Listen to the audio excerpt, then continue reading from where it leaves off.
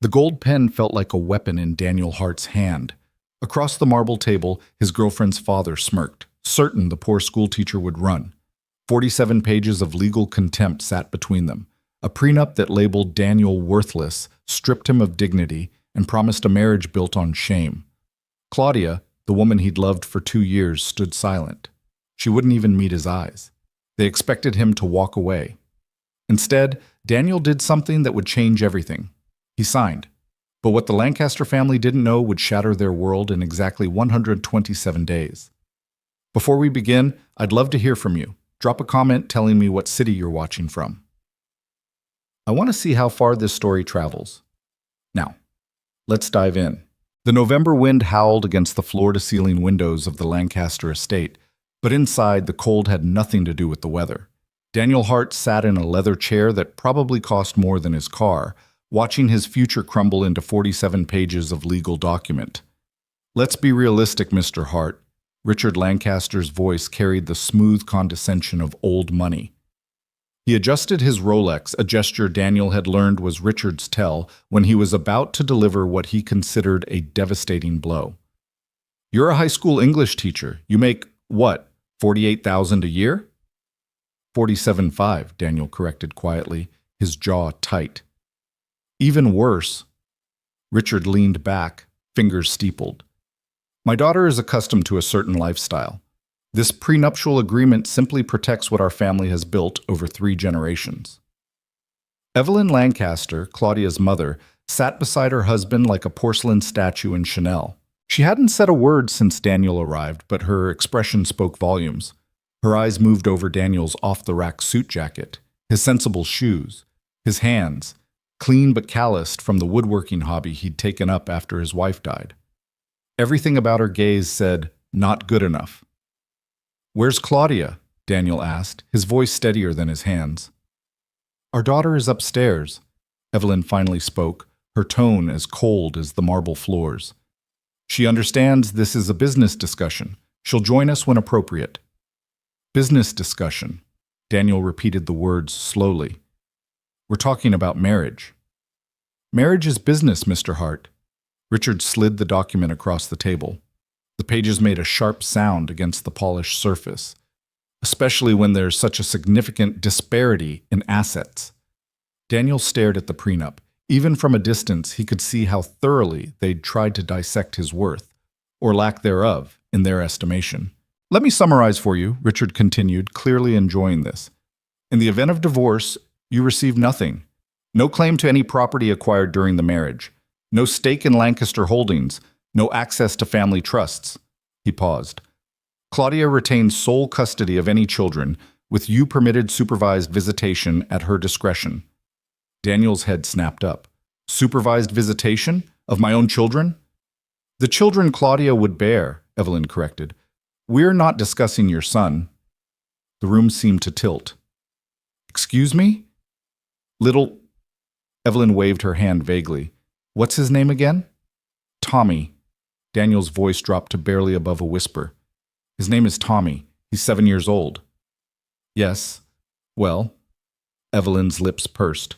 "The boy from your previous marriage is naturally your responsibility. This agreement pertains to any future children born to you and Claudia." Daniel felt something crack inside his chest. Tommy, his beautiful boy, who still cried sometimes for his mother, who Sarah had loved more than breathing, who Daniel had spent 3 years trying to help heal, reduced to the boy from your previous marriage. "Section 12 is particularly important," Richard went on, oblivious or indifferent to Daniel's reaction. "You agree to maintain separate finances. Your income remains your own, but you contribute 30% toward household expenses."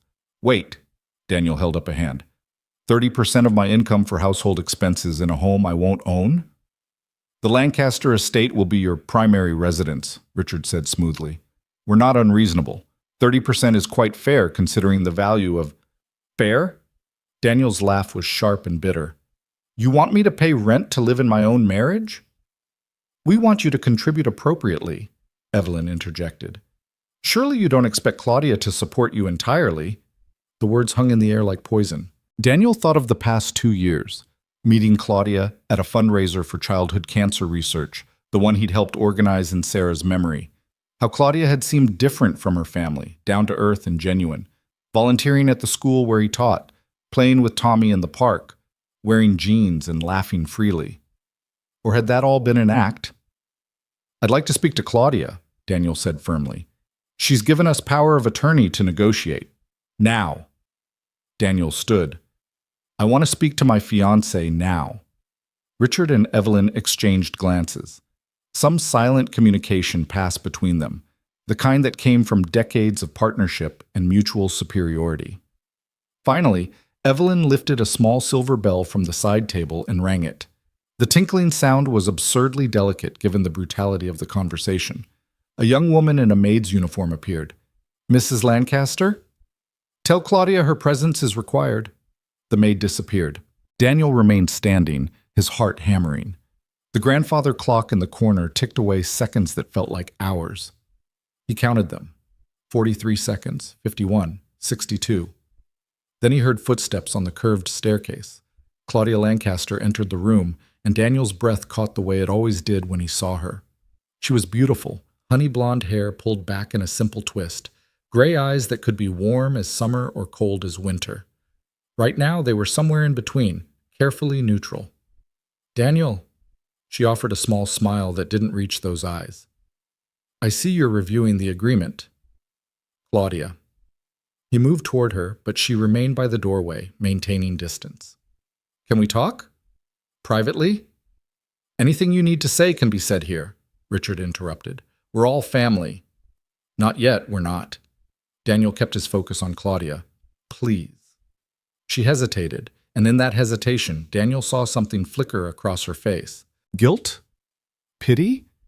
He couldn't tell anymore. When had he stopped being able to read her? 5 minutes, she finally agreed. They walked through the mansion, and it truly was a mansion, not merely a house, in silence. Claudia led him to a small sitting room off the main hall, decorated in suffocating shades of cream and gold. She closed the door, but didn't sit. "Claudia, what is this?" Daniel gestured vaguely back toward the room they'd left. "Supervised visitation? No rights to property? I wouldn't even have legal standing in my own marriage." "It's just paperwork, Daniel." Her voice was light, dismissive. "Everyone does prenups now." "Not like this. This isn't about protecting your assets. This is about making sure I know my place." She sighed, and for the first time a crack appeared in her composure. "Daniel, be reasonable. You must understand how this looks. You're a teacher. You live in a rental apartment. You're raising a child on your own." She held up a hand when he started to protest. "I'm not saying there's anything wrong with that, but my parents have worked hard to build what they have. They're just protecting their investment." "Their investment? You mean you?" "Our future." Claudia's voice rose slightly, then modulated back to calm. "Look, I love you. You know I do. But love doesn't pay the bills. Love doesn't secure futures. My parents are being practical." Daniel stared at her. 2 months ago, you told me you didn't care about money. You said what we had was real. It is real. This doesn't change that. Doesn't it? He pulled the prenup from his pocket. Richard had given him a copy to review at his leisure. "Claudia, this thing gives you complete control over any children we might have. It essentially erases Tommy from our family equation. It treats me like I'm some kind of fortune hunter trying to steal from you." "You're being dramatic." "Am I? Your mother couldn't even remember my son's name." Claudia's face flushed and she looked away. "She's not good with children. You know that." "No, she's not good with my child because he reminds everyone that I had a life before you, that I loved someone before you, that I'm not just some blank slate she can mold into an appropriate son-in-law. That's not fair. None of this is fair." Daniel's control finally slipped. "I lost Sarah 3 years ago. Tommy lost his mother. We've been rebuilding our lives piece by piece, and you came in and made us believe we could be a family again. You played with Tommy. You helped him with homework. You held him when he cried for his mom. Were you faking all of that?" "Of course not." Tears welled in Claudia's eyes, and Daniel wanted to believe they were genuine. "I care about Tommy. I care about you. It's just a formality. It doesn't mean anything." "Then why sign it?" Because she stopped, struggling with something. Because my parents won't approve the marriage without it, and I need their approval.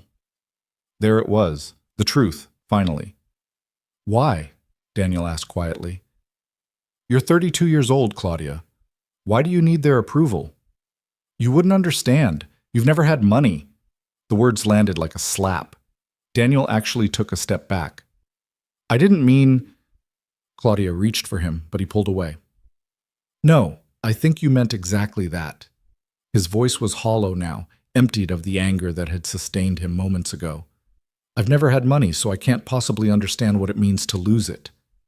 Daniel, I understand losing something that matters, though. He thought of Sarah's last days, the hospital room, Tommy's small hand in his as they said goodbye. I understand what it means to love something more than your own comfort, more than appearances, more than what people think. Claudia's tears spilled over. This isn't about not loving you. Then what is it about? She opened her mouth, closed it, opened it again. Security, she finally whispered, knowing that I'll be taken care of, that I won't have to worry. You think I wouldn't take care of you? Not the way I need to be taken care of. And there it was again. Another truth sharper than the last. Daniel walked to the window. The Lancaster estate stretched out before him, perfectly manicured lawns, a pool covered for winter, a guest house larger than the apartment where he and Tommy lived. Somewhere out there in the darkness was his neighborhood, his modest world, his life that suddenly seemed impossibly small. I need to think, he said. Daniel, please. I'll give you my answer tomorrow. He left before she could respond, walking back through that massive house, past Richard and Evelyn who watched him with barely concealed smugness, past paintings worth more than he'd earn in a lifetime, past a life he'd thought he wanted. The November air hit him like a blessing when he stepped outside. His 15-year-old Honda sat in the circular driveway, looking pathetic next to the Mercedes and Tesla parked nearby. Daniel sat in the driver's seat for a long moment before starting the engine. His phone rang. Claudia's name appeared on the cracked screen. He let it ring. The drive back to his apartment took 40 minutes through increasingly familiar neighborhoods. Lancaster Heights to Riverside to his complex on the edge of Millbrook. Each mile marked not just distance, but worlds. By the time he pulled into his assigned spot, number 42, faded yellow paint on cracked asphalt, he felt like he'd traveled through different dimensions of possibility. The apartment was dark. His neighbor, Mrs. Chen, had been watching Tommy. Daniel could hear his son's laughter through the thin walls before he even put his key in the lock. "Daddy!" Tommy launched himself the moment Daniel opened the door. "Mrs. Chen taught me how to make dumplings. They were so good. Can we make them tomorrow?" Daniel caught his son, breathing in the scent of his shampoo, the cheap store brand they bought in bulk, nothing like the expensive products in Claudia's bathroom. "Maybe this weekend, buddy." "How was dinner?" Mrs. Chen asked, gathering her things. She was a widow in her 70s, had lived in the complex for decades, and treated Tommy like a grandson. "Enlightening," Daniel said, the word hollow. Mrs. Chen studied his face with the perception of someone who'd survived plenty of life's harder lessons. She patted his arm. "Sometimes the most expensive things cost too much," she said quietly. "And I'm not talking about money." After she left, Daniel went through the bedtime routine on autopilot. Bath. Tommy still liked to play with his toy boats, pajamas, superhero-themed, bought on clearance, teeth brushing, fighting over whether 2 minutes was really necessary. Story time, currently working through The Chronicles of Narnia, 1 chapter each night. "Dad?" Tommy's voice was sleepy as Daniel closed the book. "Is Claudia gonna be my new mom?" Daniel's chest tightened. "Would you want her to be?" Tommy considered this with the seriousness of 7-year-olds confronting big questions. "She's nice, but she's not Mom." "No," Daniel agreed softly. "She's not.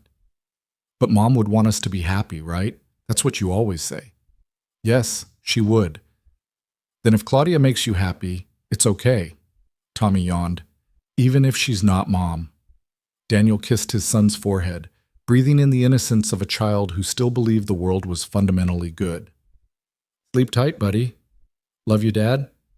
Love you more. In his own bedroom, Daniel sat on the edge of the bed he'd once shared with Sarah and pulled out the prenup. 47 pages, he'd thought earlier. Actually 48. He'd miscounted. He read every word. Section by section, clause by clause, Richard Lancaster's attorneys had built a fortress to protect the Lancaster fortune from Daniel's imagined gold digging. But as Daniel read deeper, he found something else. Loopholes. Assumptions. Protections built on sand because they'd been constructed around the belief that Daniel was exactly who they thought he was. A poor school teacher with nothing to offer. They had no idea. Daniel pulled out his phone and scrolled through his contacts to a name he hadn't called in months. Marcus Brennan, attorney. They'd met through Sarah's cancer treatment. Marcus's wife had been in the same research trial. Both women had lost that fight, bonding their widowed husbands in grief. The phone rang 4 times before Marcus's groggy voice answered. Daniel, do you have any idea what time it is? I need legal advice. It's 11:30 on a Wednesday. I know, I'm sorry, but I need you to look at something. Something in Daniel's voice must have conveyed the urgency. Marcus sighed. Send it over. I'll look at it first thing tomorrow. Thank you. Daniel? Marcus's voice softened. You okay? I don't know yet. After hanging up, Daniel went to his closet and pulled out a box from the top shelf. Inside was a folder he hadn't opened in over a year. Legal documents, letters. A notice from an estate attorney in Seattle. His Uncle James had died 14 months ago. James Hart. The Uncle Daniel had barely known growing up because James had been busy building a tech startup in Silicon Valley. The eccentric uncle who showed up at family holidays with stories from another world.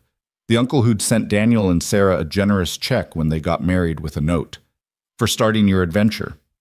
And the uncle who'd apparently never forgotten his nephew. Daniel had been so deep in grief when the attorney's letter arrived, so focused on keeping Tommy afloat, that he'd barely registered the contents. He'd signed the papers, filed them away, and continued surviving. Now he read the words carefully. The full inheritance to be transferred to Daniel Hart upon his 35th birthday, as per James Hart's wishes. Total estate value, approximately $10.3 million, including stock holdings, real estate, and liquid assets. His 35th birthday, which was in 127 days. Daniel sat in his quiet apartment, listening to the hum of the refrigerator and the distant sound of traffic, and began to smile. It wasn't a happy smile.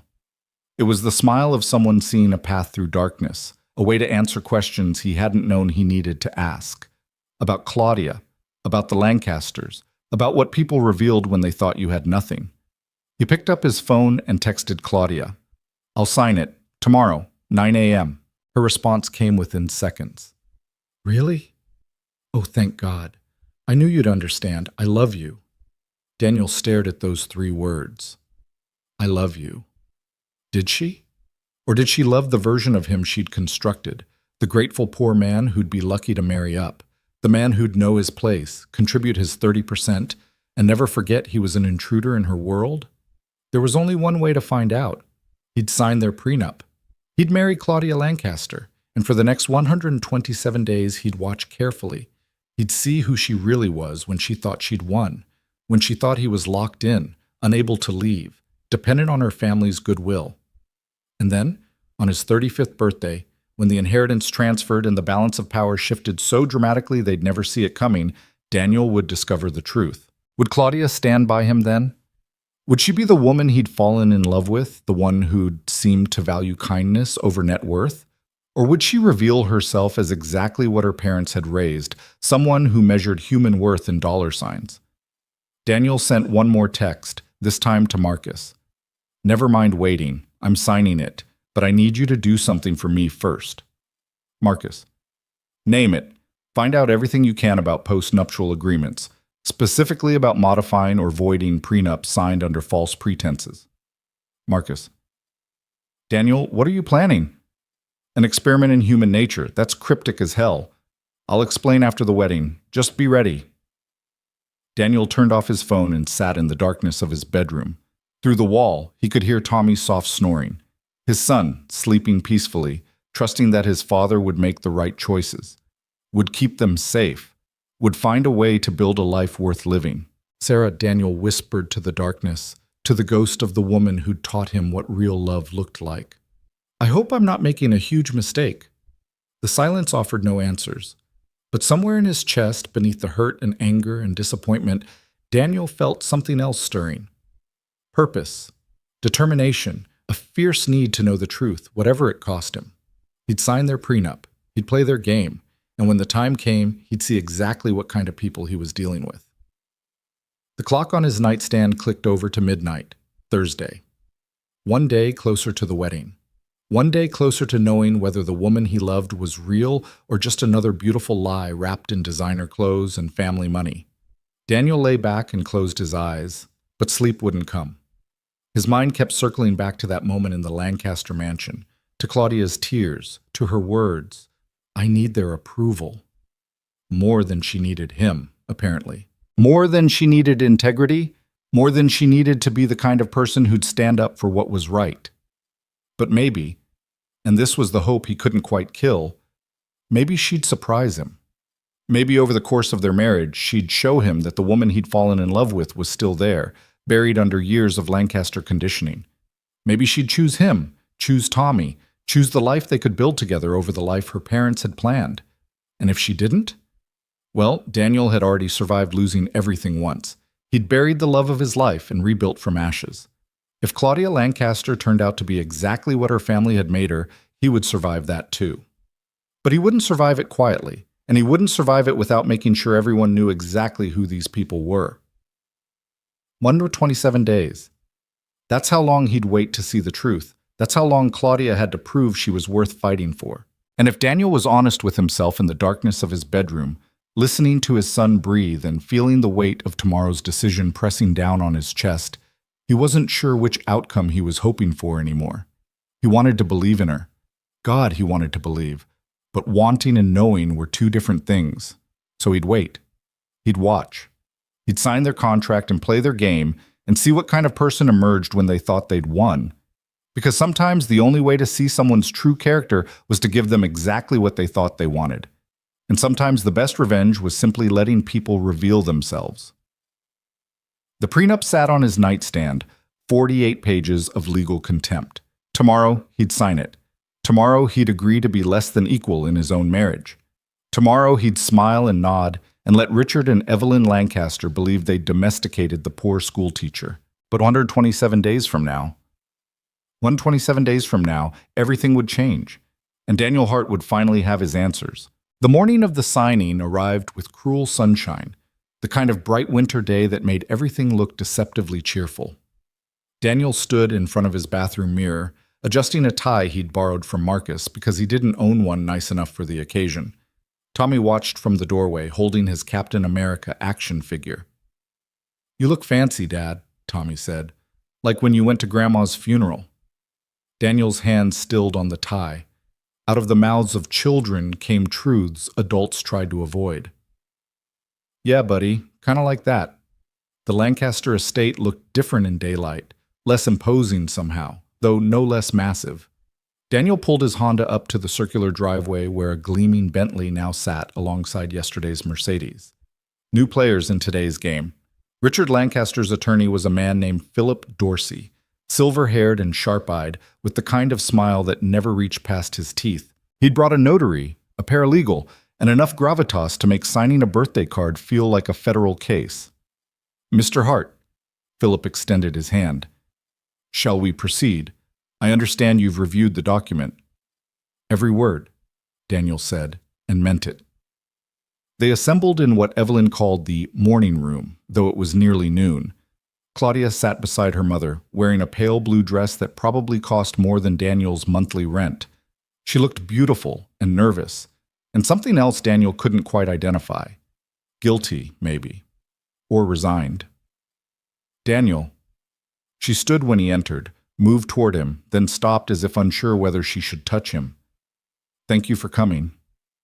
Wouldn't miss it, he said lightly, and watched her flinch at the edge in his voice. Philip laid out the prenup with ceremonial precision, each page perfectly aligned. Let's review the key provisions one final time, he began, but Daniel held up his hand. Not necessary. I understand what I'm signing. Richard leaned forward, eyebrows raised. You're certain?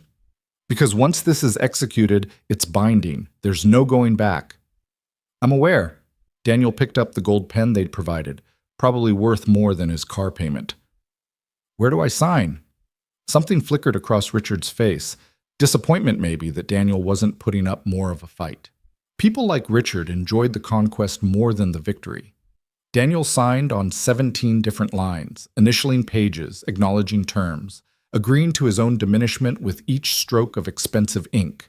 The paralegal witnessed, the notary stamped. Philip collected the pages with the satisfaction of a man who'd just won a bet. Congratulations, Philip said, though it was unclear who he was congratulating or for what. You're all set for the wedding. 4 months away, Evelyn added, consulting a leather-bound planner. June 15th. I've already booked St. Catherine's Cathedral and the country club for the reception. Daniel, we'll need your guest list by next week. Keep it under 30 people, please. Our side is already at 200. Daniel felt that familiar tightness in his chest. 30 people. It's a generous allowance, Richard said, given the circumstances. Given that Daniel was poor, he meant. Given that Daniel's people didn't matter. My son will be there, Daniel said quietly. In the wedding party. Silence fell like a guillotine blade. The child from your first marriage? Evelyn's voice could have frosted glass. Daniel, surely you understand that's inappropriate. This is Claudia's day. Having a child from a previous relationship in the wedding party would be... He's 7 years old, Daniel interrupted, his voice harder now. His name is Tommy, and he'll be my best man or I won't be there at all. Claudia touched her mother's arm. It's fine, Mother. Tommy can be there. Claudia, really? I said it's fine. Claudia's voice carried an uncharacteristic edge. He's going to be my stepson. He should be part of the ceremony. It was a small victory, and it shouldn't have felt like pulling teeth, but Daniel took it. He'd learned in his 3 years of single parenthood to celebrate the small wins because they were often all you got. The meeting dissolved after that, Richard and Philip retreating to discuss business, Evelyn disappearing to make phone calls about flower arrangements. Claudia walked Daniel to his car, her heels clicking on the stone driveway. That wasn't so bad, was it? She asked, trying for lightness.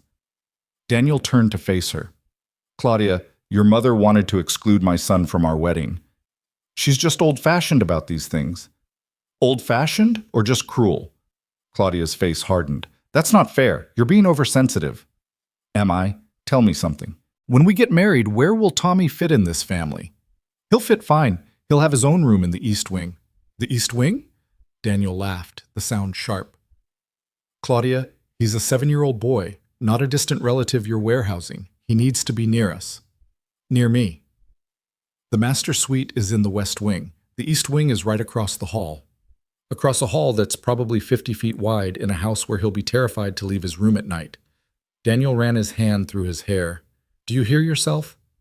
You're talking about him like he's a piece of furniture we need to find space for. I'm trying to make this work, Claudia's voice rose. Do you think this is easy for me? Trying to balance what my parents want with what you need? Trying to figure out how to be a stepmother when I've never even been around children? You've been around Tommy for 2 years. That's different. That was dating. This is marriage. This is real life. Daniel stared at her, something cold settling in his stomach. What exactly did you think dating was? Practice? A trial run where nothing counted? That's not what I meant. Then what did you mean, Claudia? Because from where I'm standing, it sounds like you're saying the person you were for the past 2 years was just an act. Her eyes filled with tears, and Daniel wanted to feel sympathy, wanted to be moved by them, but something had shifted in him since last night. Some protective barrier had gone up, and her tears couldn't penetrate it. I love you, she whispered. Doesn't that count for something? I don't know anymore, Daniel said honestly. I really don't know. He drove away before she could respond, watching in his rearview mirror as she stood in that massive driveway, small and alone despite being surrounded by wealth. For just a moment, he felt a flicker of the old sympathy, the old desire to protect her. Then he remembered her mother forgetting Tommy's name, remembered the prenup in his glove compartment, remembered that Claudia had stood silent while her father stripped Daniel of dignity. Some things, Sarah had once told him, couldn't be loved away. Some problems weren't fixed by wanting them to be different. The months before the wedding passed in a strange blur of planning sessions Daniel wasn't invited to, and decisions made without his input. Claudia would call him with updates. The flowers would be white roses and peonies. The cake would be 6 tiers. The menu had been selected by a consultant who'd worked with 3 royal families. "Do I get to taste the cake at least?" Daniel had asked during one of these calls. A pause. "I hadn't thought of that. I suppose we could arrange something." "Most couples do that together, Claudia." "Yes, but most couples aren't planning a wedding of this scale. Mother has a system." Mother had a system. Mother had opinions. Mother had taken over completely, and Claudia had let her, and Daniel watched his own wedding plans unfold as if he were a stranger reading about someone else's life. Tommy noticed, of course. Children always did. "Is Claudia mad at us?" he asked one night during dinner, spaghetti from a jar, nothing fancy, in their small kitchen where the cabinet door still stuck and the faucet still dripped, no matter how many times Daniel tried to fix it. "Nobody. Why would you think that?"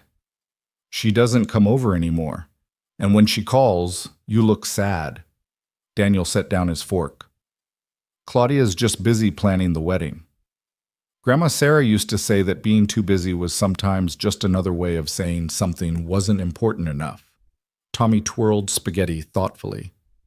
"I heard her tell you that once when you were working too much." The accuracy of the memory, the perfect preservation of Sarah's wisdom in their son's words, made Daniel's throat tight. "Your mom was a smart lady." "The smartest," Tommy agreed. "Do you think she'd like Claudia?" It was the question Daniel had been avoiding for months. He thought about it now, really thought about it. Sarah with her fierce love and fiercer standards. Sarah who'd volunteered at homeless shelters and argued with hospital administrators about patient rights, and once punched a guy who'd been rude to a waitress. Sarah, who'd measured people by their kindness, not their bank accounts. "I think," Daniel said carefully, "your mom would want to make sure Claudia was good to us. Good to you, especially." "Is she?" Tommy asked. "Good to us?" "I'm trying to figure that out, buddy." The wedding date crept closer. Daniel moved through the preparations like an actor in someone else's play, saying his lines, hitting his marks, waiting for the final curtain. He attended exactly 3 planning sessions, each one more surreal than the last. At the first, Evelyn presented him with a list of appropriate readings for the ceremony. Nothing too emotional, nothing too religious, nothing that might make the guests uncomfortable. "What about 1 Corinthians?" Daniel suggested. "The love is patient, love is kind passage." Evelyn wrinkled her nose. "So pedestrian, everyone uses that one. Because it's beautiful. Because it's common." She slid another list across the table.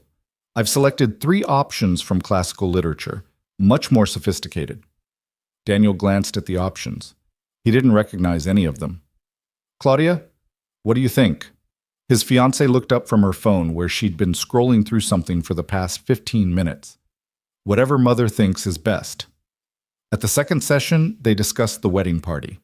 Daniel's 30-person guest limit had been reduced to 25 because Evelyn had found room for additional country club members. His request to have Marcus as his best man, with Tommy as junior best man, was met with concern.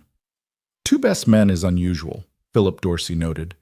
He seemed to be at every planning session, which struck Daniel as odd for an attorney. "Marcus is my closest friend. Tommy is my son. They're both standing up there." "The optics," so Richard began. "I don't care about the optics." Daniel's patience, already threadbare, finally snapped. "You've controlled everything else about this wedding. This is non-negotiable." Claudia touched his hand, the first real contact they'd had in weeks. "It's fine, Daddy. Let him have this."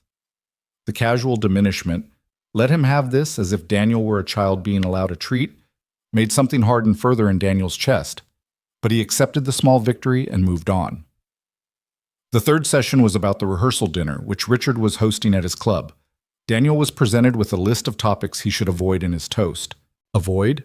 Daniel repeated, staring at the list.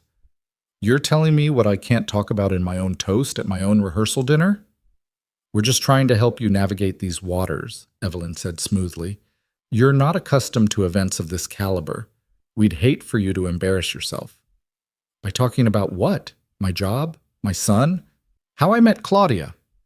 All three were on the forbidden topics list. Those subjects might make the guests uncomfortable. God forbid anyone at my rehearsal dinner learn anything real about me. Daniel, Claudia's voice carried a warning. They're trying to help. Are they? Because from where I'm sitting, it feels like they're trying to erase me. The planning session stopped after that. Daniel received updates via email, formal and impersonal, as if he were a vendor being kept in the loop rather than the groom. He told himself it was better this way. Easier.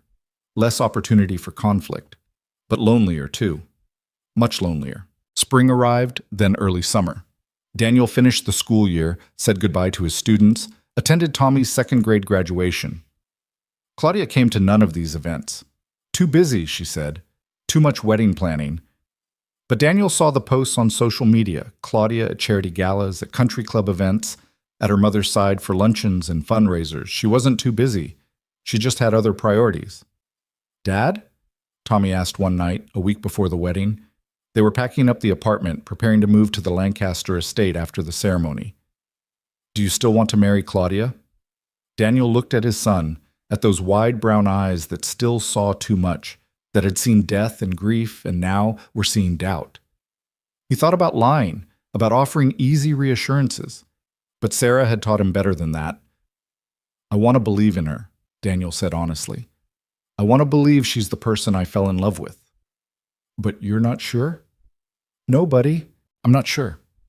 Tommy nodded slowly, processing this with the seriousness of someone older than 7.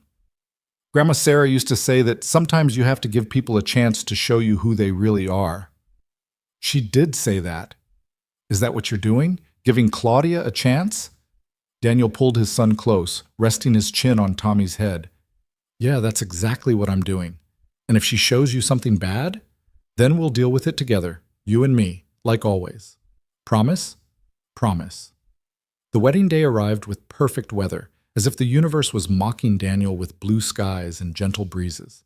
He dressed in the tuxedo the Lancasters had provided, custom-made, expensive, uncomfortable, in ways that had nothing to do with fit. Tommy looked adorable in his miniature tux, holding the rings with fierce concentration. You ready, best man? Marcus asked, adjusting his own tie. He'd been watching Daniel carefully all morning, concern evident in every glance. Ready as I'll ever be.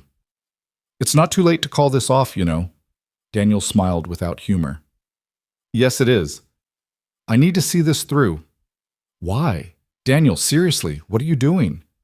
I told you, an experiment in human nature. That's a hell of a reason to get married. I loved her, Daniel said quietly. Or I loved who I thought she was. I need to know if that person is real. St. Catherine's Cathedral was exactly as ostentatious as Daniel had feared. 200 people in designer clothes, an orchestra instead of a simple pianist, enough flowers to stock a nursery. Daniel's 25 guests clustered in the back pews, looking out of place and uncomfortable. Mrs. Chen had worn her best dress, the one she saved for special occasions. His fellow teachers from Millbrook High sat together, whispering nervously.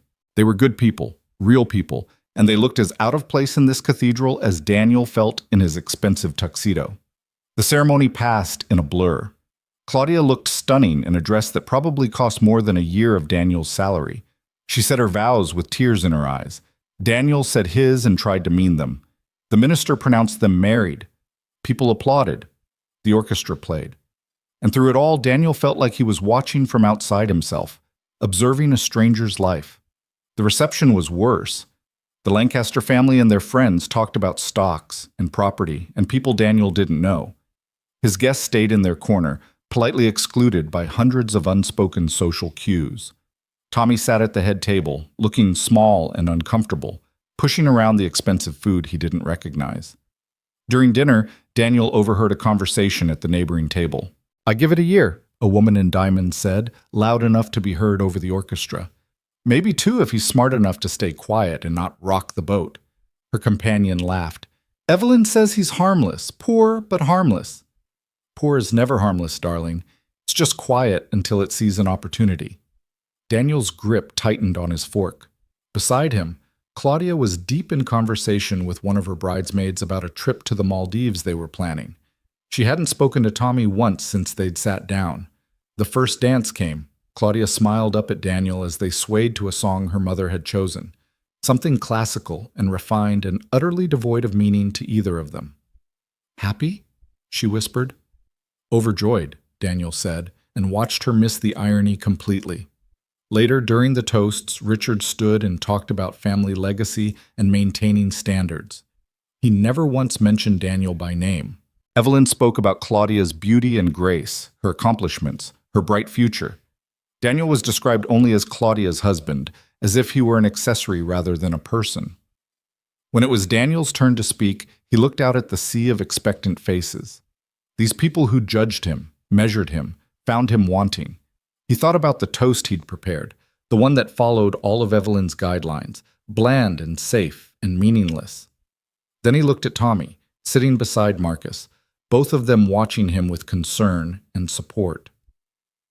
"I met Claudia 2 years ago at a fundraiser for childhood cancer research," Daniel began, going off script immediately. "A fundraiser I'd organized in memory of my first wife, Sarah, who died of cancer 3 years ago. Claudia volunteered to help.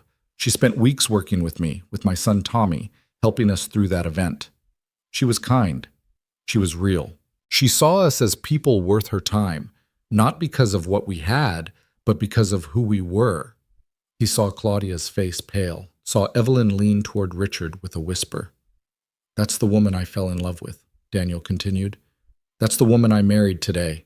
And I hope, I truly hope, that somewhere under all of this—" He gestured vaguely at the opulent ballroom, the excessive decorations, the performance of it all.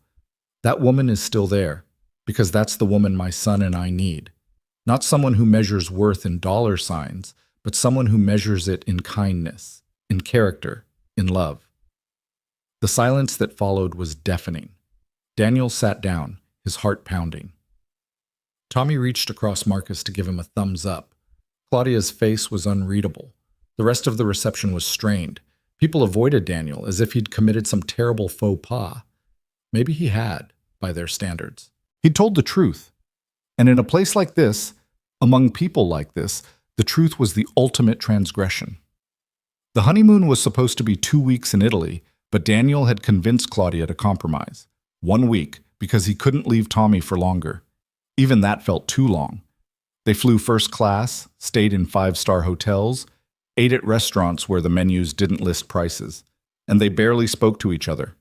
Claudia seemed determined to pretend everything was normal, snapping photos for social media, buying designer clothes, acting like they were any happy newlywed couple. Daniel played along, but the distance between them grew with every passing day. On their third night in a hotel room that probably cost more per night than Daniel's monthly salary used to be, Claudia finally confronted him. "You embarrassed me," she said. "At the reception, your toast." I told the truth. "You made it sound like I'm some terrible person, like my family is terrible. Aren't they?"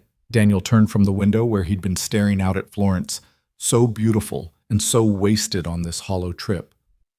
"Claudia, your mother couldn't remember my son's name. Your father made me sign a contract that essentially says I'm worthless, and you let them. They were protecting me." "From what?" "From me. I've never wanted your money, Claudia. I wanted you, the real you. But I'm starting to think I have no idea who that is." She started crying, and once upon a time those tears would have broken him. Now they just made him tired. "I'm trying," she whispered. "This is hard for me too. Learning to be a wife, a stepmother. You've had 2 years to learn. You haven't spent time with Tommy in months. I've been busy." "Stop." Daniel held up his hand.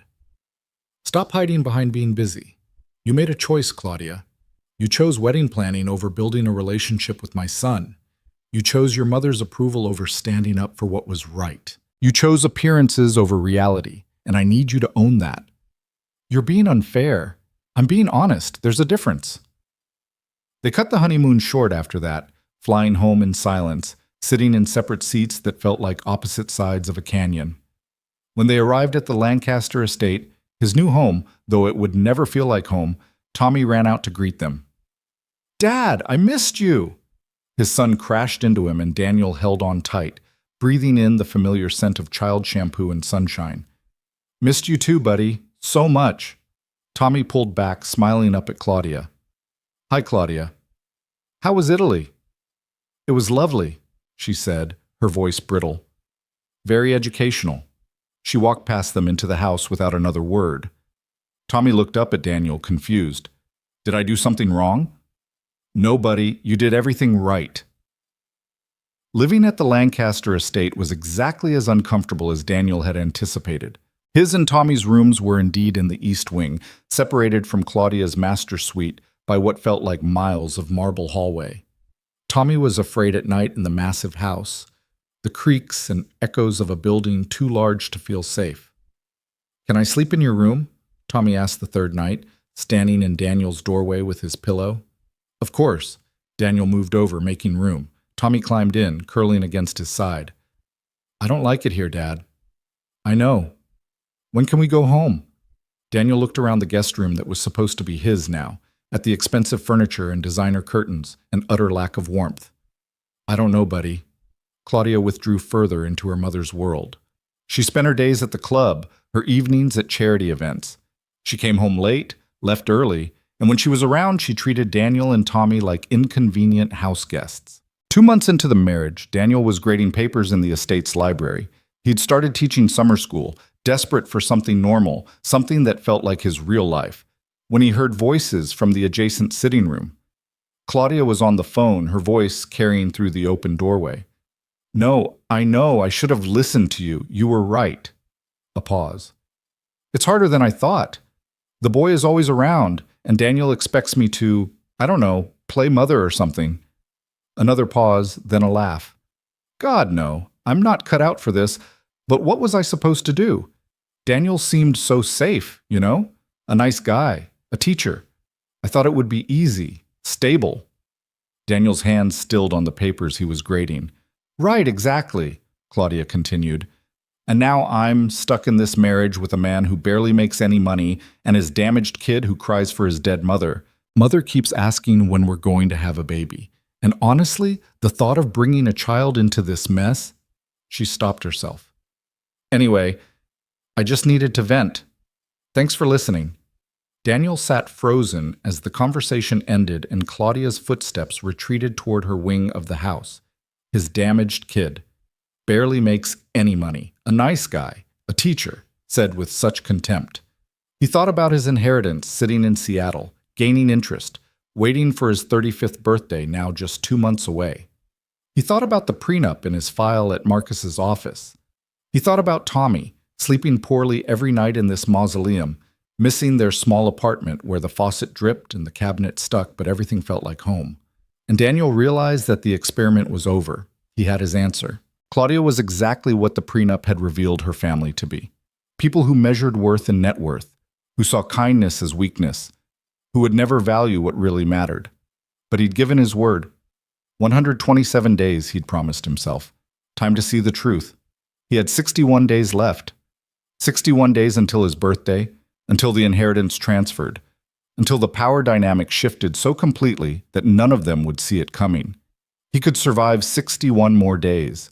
For Tommy, for his own peace of mind, for the closure of knowing he'd given this marriage every possible chance.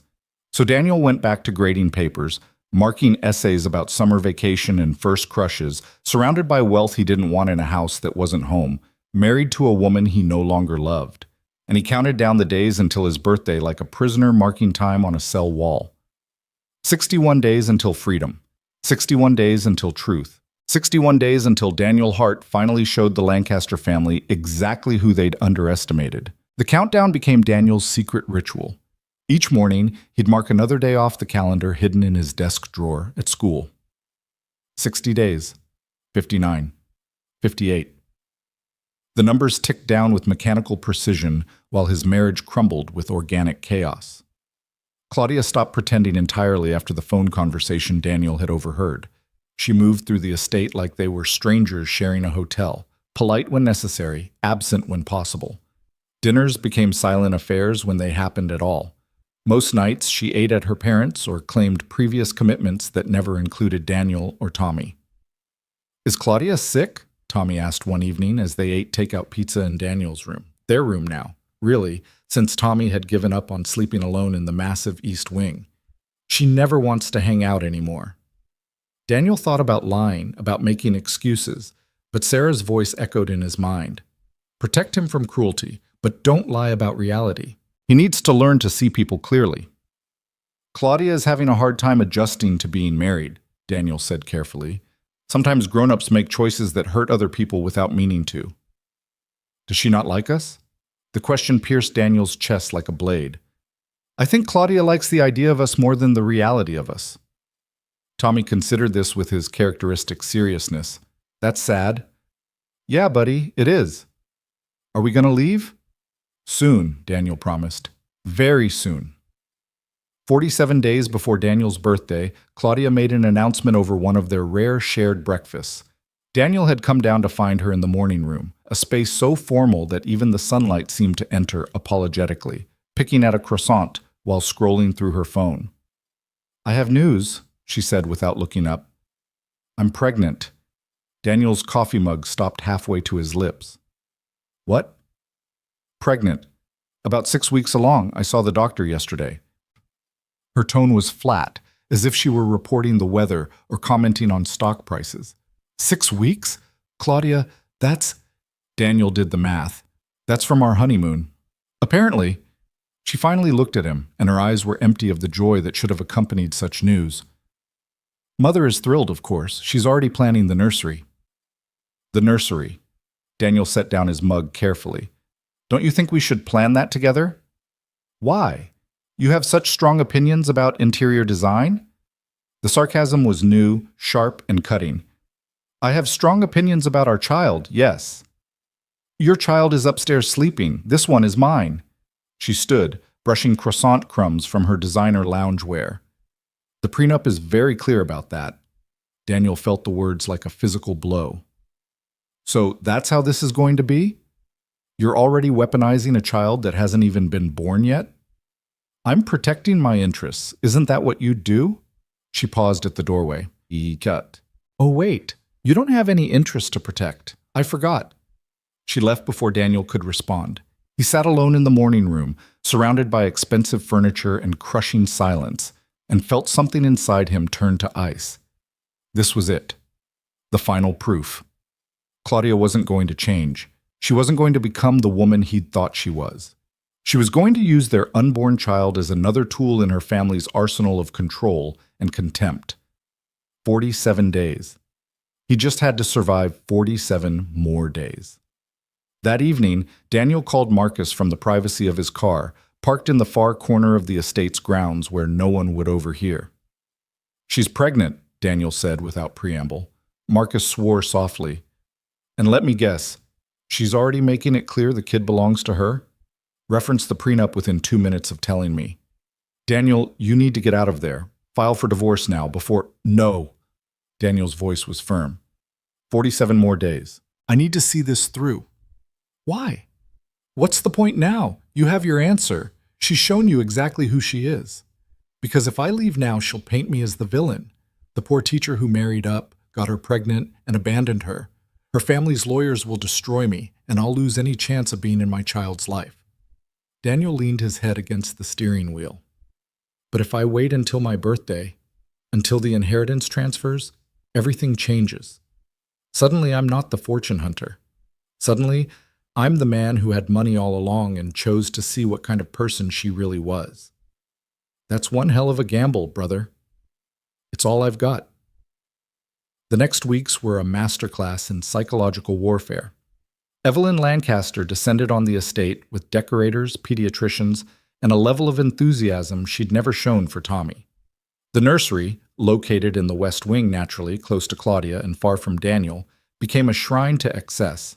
Designers brought swatches and samples. Claudia held court, making decisions about a child she discussed as if it were an accessory rather than a human being. "We'll need a night nurse, of course," Evelyn said during one of these planning sessions. Daniel had been summoned to approve expenses, though his approval was clearly a formality. And a nanny. Claudia can't be expected to handle everything herself. What about me? Daniel asked. I'm the father. I'll be handling plenty. The looks exchanged between mother and daughter spoke volumes. You'll be teaching, Claudia said dismissively. Someone needs to contribute financially, after all. The irony was so thick, Daniel could have choked on it. In 42 days, he'd have more money than Claudia could spend in a lifetime, and she was lecturing him about financial contribution. Right, he said mildly. Someone has to pay that 30% household contribution. If Claudia caught his sarcasm, she didn't show it. Tommy, meanwhile, was struggling. His grades had slipped. His teacher at the summer program called to express concern. Daniel found him crying in bed one night, muffling the sound in his pillow. Hey, hey! Daniel gathered his son close. What's wrong? I miss our old apartment, Tommy sobbed. I miss our kitchen and our TV and my room, where I could hear you in the next room. I miss feeling safe. I know, buddy, I know. And now there's going to be a new baby, and Claudia will love it, and she doesn't even love me. Stop. Daniel pulled back to look Tommy in the eye. That baby will be your brother or sister, and you're going to be an amazing big brother. But Claudia's feelings, or lack of them, those aren't your fault. You understand me? You're perfect exactly as you are. Then why doesn't she like me? It was the question Daniel couldn't answer without destroying whatever innocence Tommy had left. So instead, he held his son and let him cry, and promised himself that in 40 days he'd make this right. Somehow, he'd make this right. 35 days before Daniel's birthday, Claudia hosted a garden party to announce the pregnancy formally. 200 guests, champagne, and hors d'oeuvres, a string quartet playing softly. Daniel stood beside his wife, playing the role of supportive husband while inside. He counted minutes until he could escape. He was getting good at performing. Smile here, nod there, accept congratulations from people who'd never bothered to learn his name. He'd become a prop in the Lancaster family theater, and the role was exhausting. Daniel! A voice cut through the crowd.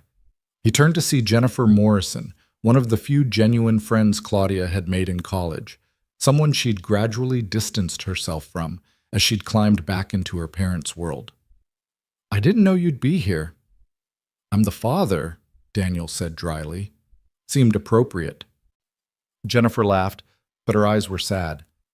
How are you really? Surviving. That bad? She glanced toward Claudia, who was holding court near the fountain with her mother and a cluster of society women. She's changed, hasn't she, since the wedding? Since before the wedding, actually. Jennifer touched his arm lightly. For what it's worth, I like the old Claudia better.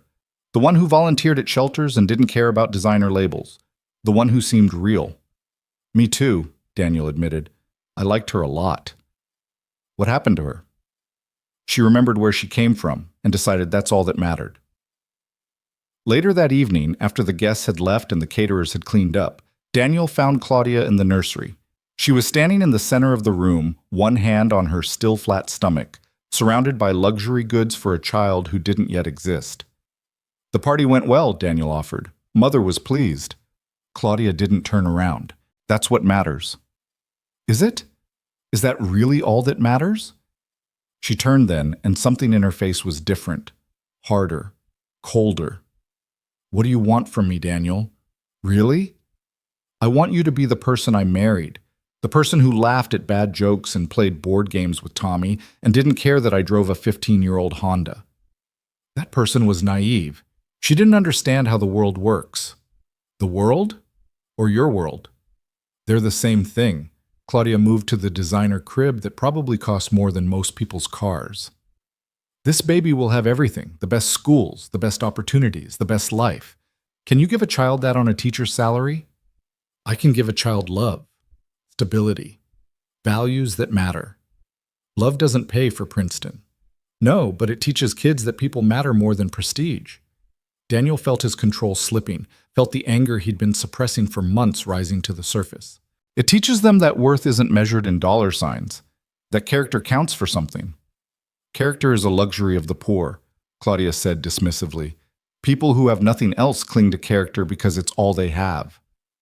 The words hung between them, so cold and cruel that Daniel actually took a step back. Is that really what you think? It's what I know. She finally looked at him directly. You're a good man, Daniel. Kind, principled, all of that. But goodness doesn't build empires. It doesn't create legacies. It doesn't ensure that your children and grandchildren will never have to worry. My son worries every day, Daniel said quietly. He worries that he's not good enough, that he doesn't fit in, that his stepmother sees him as a burden. No amount of money is worth that. Then maybe you should have thought of that before you married me. Maybe I should have. Daniel moved toward the door, then paused. For what it's worth, I hope this baby teaches you something. I hope when you hold your child for the first time, you remember what really matters. I know what matters, Claudia said. I'm just not sure you do. 28 days before his birthday, Daniel overheard another conversation. This time, Claudia wasn't on the phone.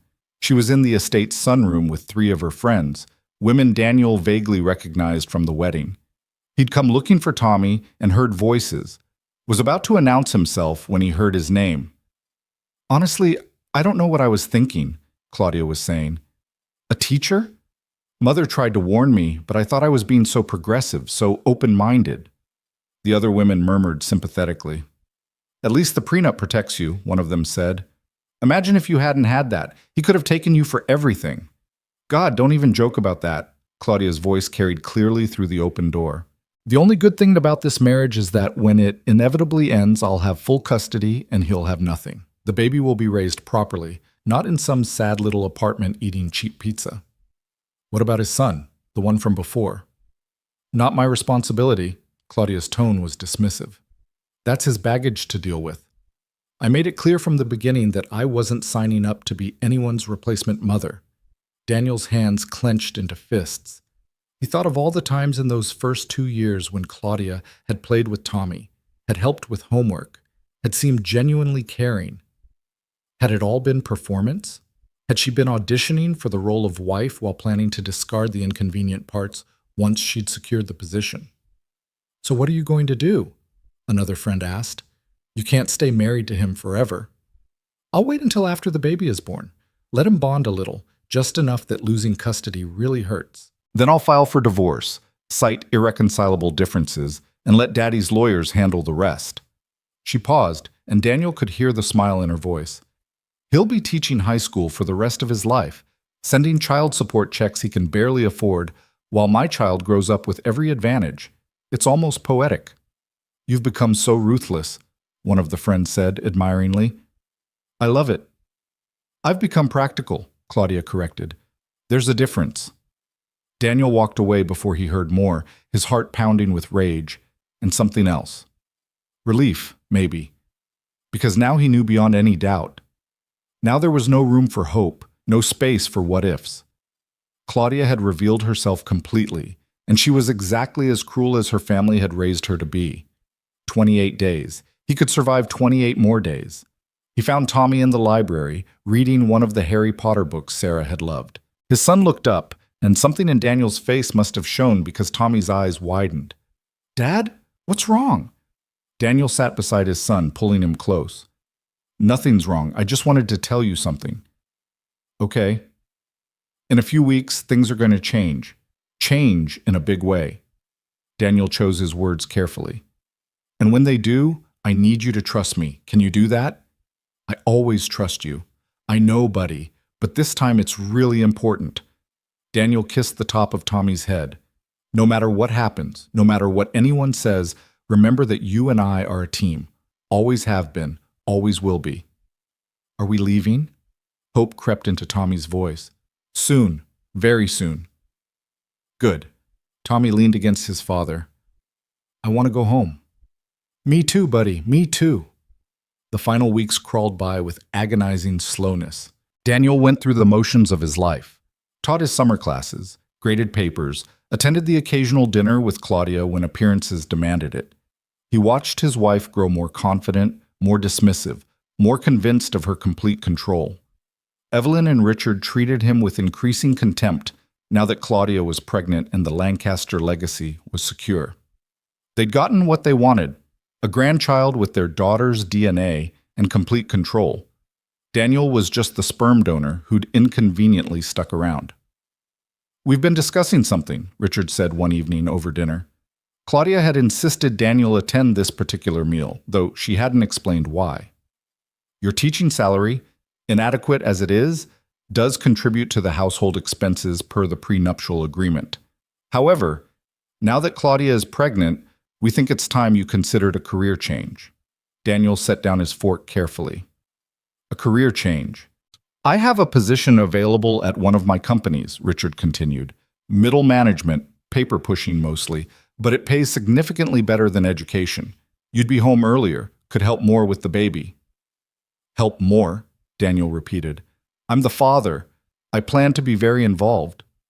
Of course," Richard waved his hand dismissively. "But let's be realistic. Claudia and the nanny will handle the bulk of childcare. We're simply suggesting you make yourself more useful financially. And work for you. It would be a family business." Evelyn's smile was cold. "Isn't that nice? Keeping everything in the family?" Daniel understood the play immediately. Get him working for Lancaster Holdings, make him dependent on their paycheck, ensure he could never leave without losing everything. It was control masquerading as generosity. "I'll think about it," Daniel said, knowing he'd be gone before they could pressure him further. "Don't think too long," Richard said. "The position won't stay open forever." 10 days before Daniel's birthday, Marcus called with news. "I've been doing research on your situation," Marcus said.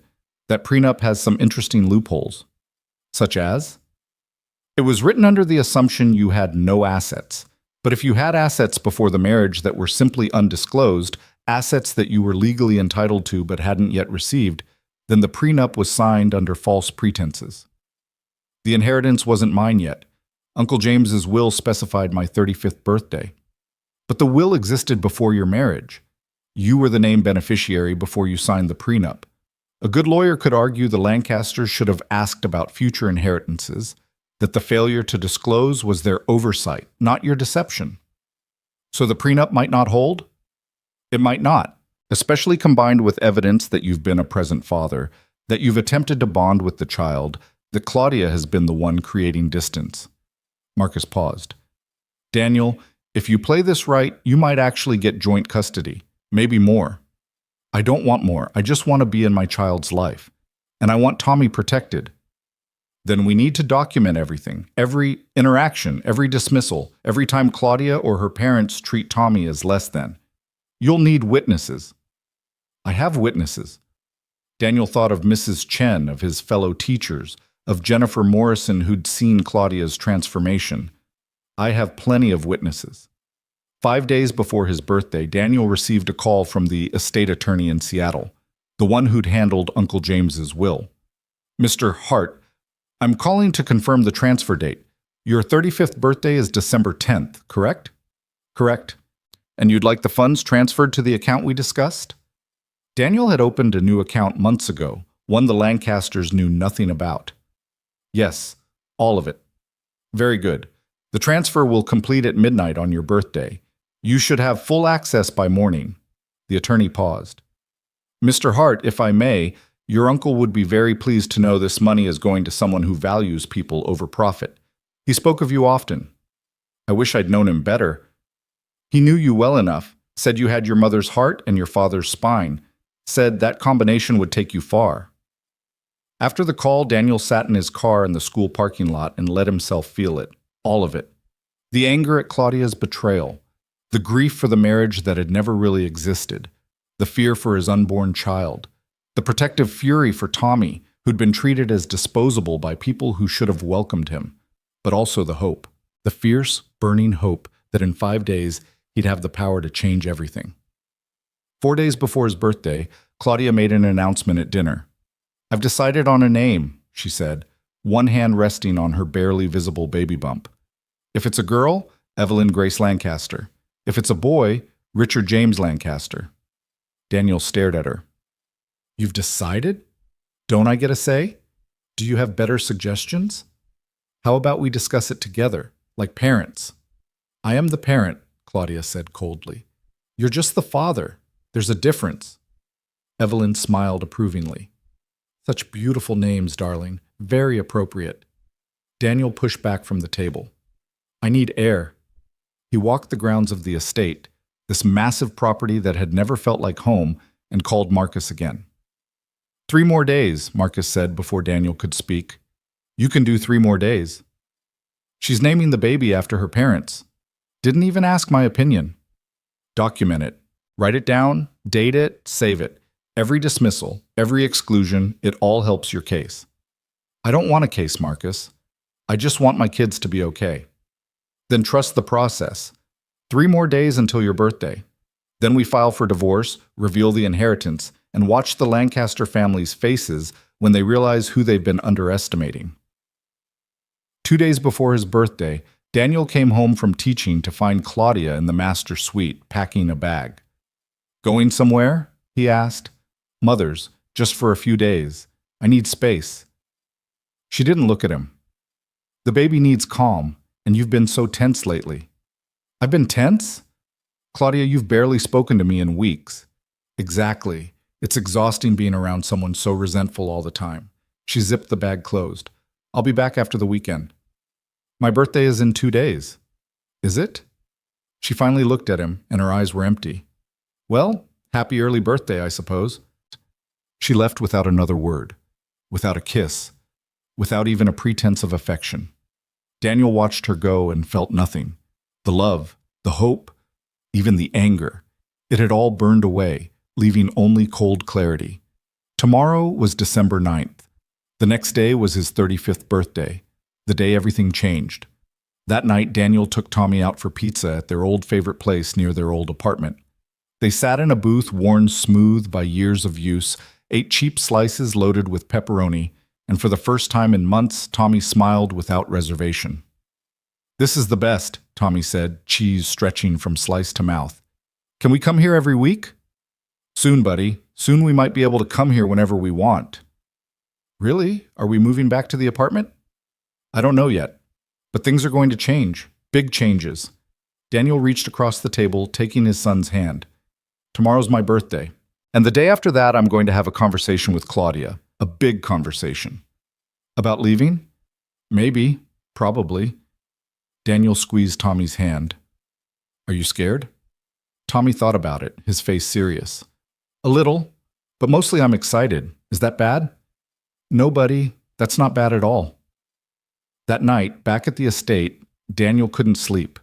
He lay in bed watching the clock tick toward midnight, toward December 10th, toward his 35th birthday, and the inheritance that would change everything. At 11:47 p.m., his phone buzzed. A text from Marcus. Ready? Daniel typed back. Ready. At 11:53 p.m., another text, this one from the estate attorney in Seattle. Transfer is processing. Happy birthday, Mr. Hart. Your uncle would be proud. At 11:59 p.m., Daniel got out of bed and walked to the window. The Lancaster estate spread out before him, lit by carefully placed lights, beautiful and cold and never home. At midnight, his phone chimed with a notification from his bank. One new deposit. Amount: $10,347,892 on 16th. Daniel Hart stood in the darkness of his borrowed room and smiled. Not a happy smile, not a victorious smile, just the smile of someone who finally had the power to demand truth. He waited until morning, until a reasonable hour, before making the call. Marcus, the money's in. I saw. Congratulations, by the way. Thanks. Now what? Now you make a choice. Do you want revenge, or do you want resolution? Daniel thought about Claudia, about the baby growing inside her, about Tommy sleeping down the hall. I want truth. I want everyone to see exactly who these people are, and then I want joint custody of my child and a divorce. Then let's give them a birthday surprise they'll never forget. Daniel showered, dressed in his best clothes, which suddenly seemed ridiculous given what was sitting in his bank account, and went downstairs. The house was quiet. Claudia was still at her mother's. The staff moved silently through their routines. Nobody remembered it was his birthday, except Tommy, who'd made him a card with marker and construction paper. Happy birthday, Dad, Tommy said, presenting the card proudly. It had a drawing of them in front of their old apartment with a big sun overhead. I hope this year is better. It will be, buddy. I promise. It will be. At 10 a.m., Daniel called Claudia. I need you to come home. I have something to tell you, something important. I'm busy, Daniel. It's about our future, about the baby, about everything. He kept his voice calm. Trust me, you'll want to hear this. Something in his tone must have convinced her because she agreed. Noon at the estate. She'd bring her parents too, she said, because obviously anything important enough to discuss involved them. Of course it did. The Lancasters did everything as a unit, a fortress of wealth and contempt. Daniel spent the morning preparing. He called Marcus, confirmed the details, called Jennifer Morrison, asked if she'd be willing to provide a statement about Claudia's transformation. She agreed immediately. Called the attorney in Seattle, confirmed all the paperwork was in order. And then, because he was still a teacher at heart, Daniel made notes, talking points, things he needed to say, needed them to hear, needed to be on record. At noon exactly, 3 cars pulled into the circular driveway. Claudia in her Tesla, Evelyn in her Mercedes, Richard in his Bentley. The Lancaster family, armored in German engineering and self-righteousness. They assembled in the formal living room, that space where Daniel had first seen the prenup, where this whole nightmare had begun. Claudia sat beside her mother. Richard took his usual position of power in the leather chair. They all looked at Daniel with barely concealed impatience. Well, Richard said, you've dragged us all here. What's so important? Daniel stood before them, hand steady, voice calm. This was it. The moment he'd been counting down to for months. I want a divorce, he said simply. The silence lasted exactly 3 seconds before Evelyn laughed. A divorce? Daniel, really? You can't be serious. Completely serious. Claudia's face had gone pale. You're leaving me? While I'm pregnant? No, Claudia. I'm leaving the version of you that's been revealed over these past months. The person who treats my son like a burden, who measures worth in dollar signs, who is already planning to divorce me and take my child. He watched her face change, saw the moment she realized he'd heard that conversation. Yes, I heard you. In the sunroom, talking about how you'd wait until the baby was born just to make losing custody hurt more. That was... I didn't mean... You meant every word. Daniel turned to Richard and Evelyn. And you two have been complicit in every bit of cruelty. The prenup designed to humiliate me. The constant reminders that I'm not good enough. The treatment of my son as if he's disposable. Richard stood, his face dark with anger. How dare you speak to us this way? We've given you everything. You've given me nothing but contempt. Daniel's voice remained calm, which somehow made it more powerful. But that's not why I'm really here. I'm here to tell you something you don't know. Something that changes everything. What could you possibly tell us that would change anything? Evelyn's tone was condescending. You're a teacher. You have nothing. Actually, Daniel said and smiled for the first time since they'd arrived. I have quite a lot. As of midnight last night, I inherited $10 million from my late uncle's estate. The silence that followed was absolute. Claudia's face went white. Evelyn's mouth opened and closed without sound. Richard actually sat back down, hard. You're lying, Richard finally said. This is some kind of joke. No joke? Daniel pulled out his phone, showed them the bank statement. $10,347,892.16. My Uncle James died over a year ago. His will specified the inheritance would transfer on my 35th birthday. Today. He watched them process this, watched the recalculations happening behind their eyes. I've been wealthy this entire time. I just didn't have access to it yet. Why didn't you say anything? Claudia's voice was barely a whisper. Because I wanted to see who you really were. I wanted to know if you'd love me without money, if you'd treat Tommy with kindness, if you'd be the person I thought I married. Daniel looked at his wife, at the mother of his unborn child. You weren't. You showed me exactly who the Lancaster family raised you to be, and I'm grateful for that clarity. Daniel, wait. Claudia stood, moved toward him. This doesn't have to change anything. It changes everything, Daniel said firmly. And here's what's going to happen next. I'm filing for divorce. My lawyers will contest the prenup on the grounds that it was signed under false pretenses.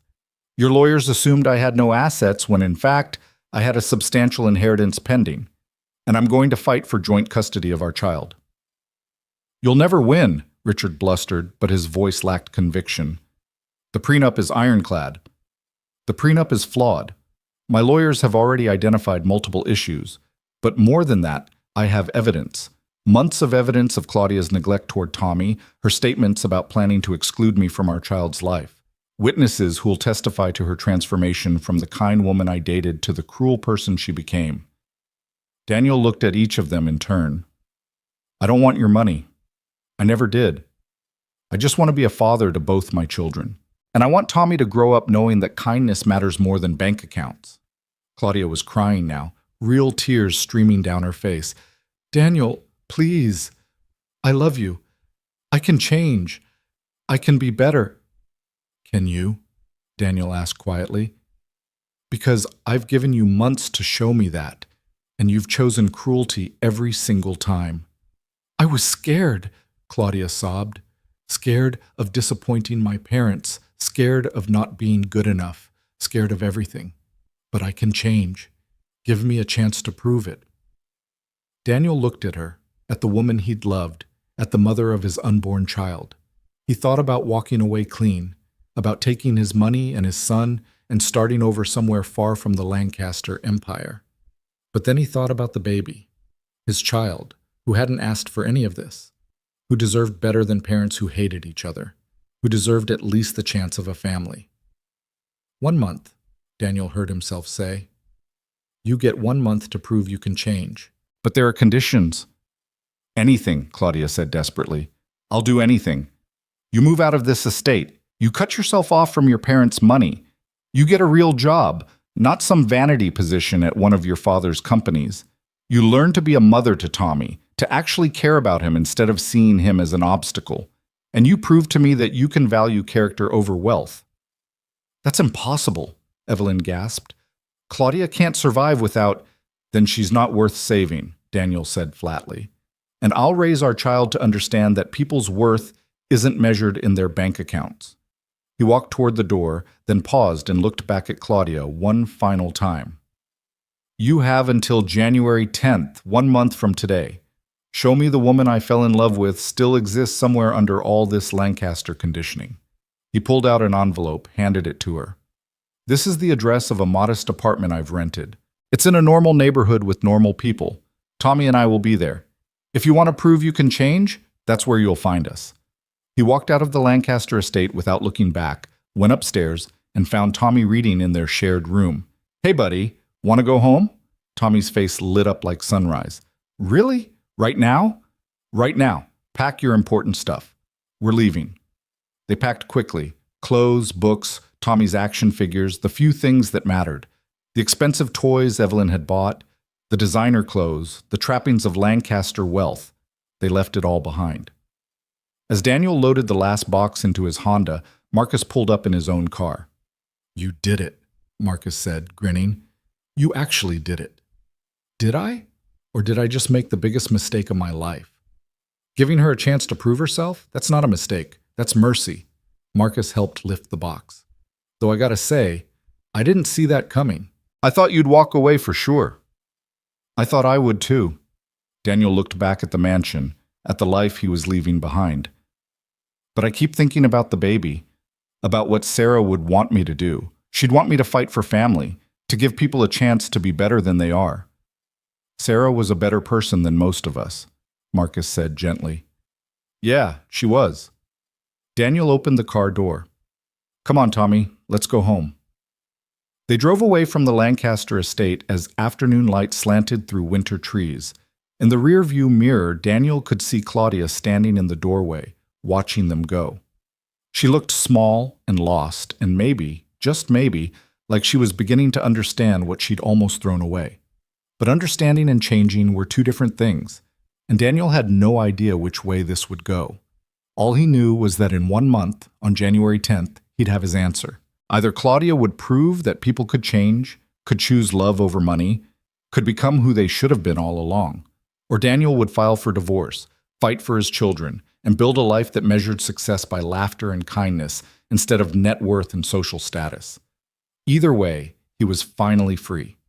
Free from pretense. Free from performing. Free to be exactly who he'd always been. A teacher, a father, a man who'd loved and lost and learned that some things were worth more than any inheritance. $10 million sat in his bank account.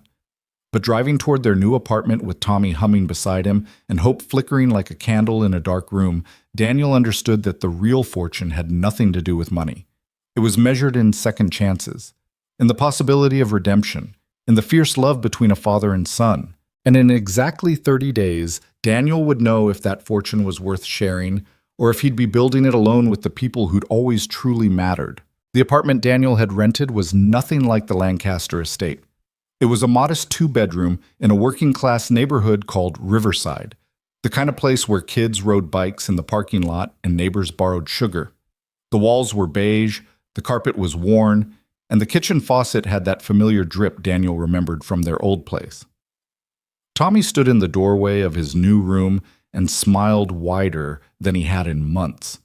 "It's perfect, Dad," he said, running to test the bed. "I can hear you in the next room. I won't be scared at night." Daniel felt something tight in his chest loosen. "Yeah, buddy, no more east wings." They spent the afternoon unpacking, arranging furniture, making the space feel like home.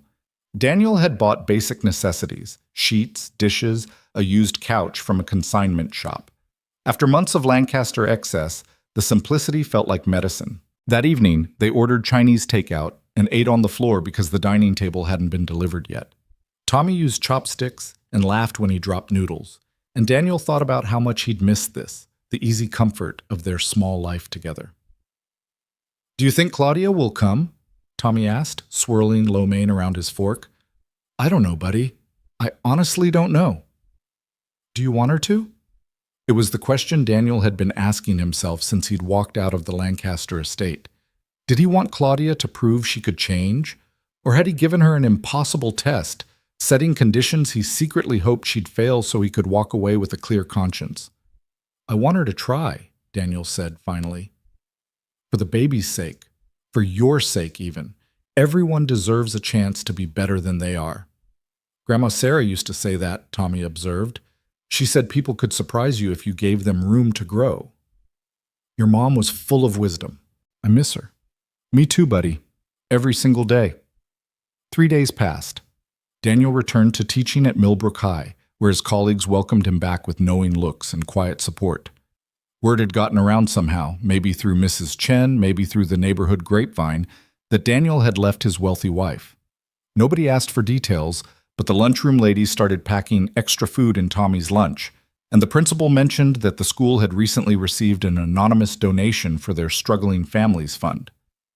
Daniel didn't mention the $10 million sitting in his bank account. That money felt abstract still, like numbers on a screen rather than something real. He'd grown up without wealth, built his life on a teacher's salary, and the inheritance hadn't changed his daily routine.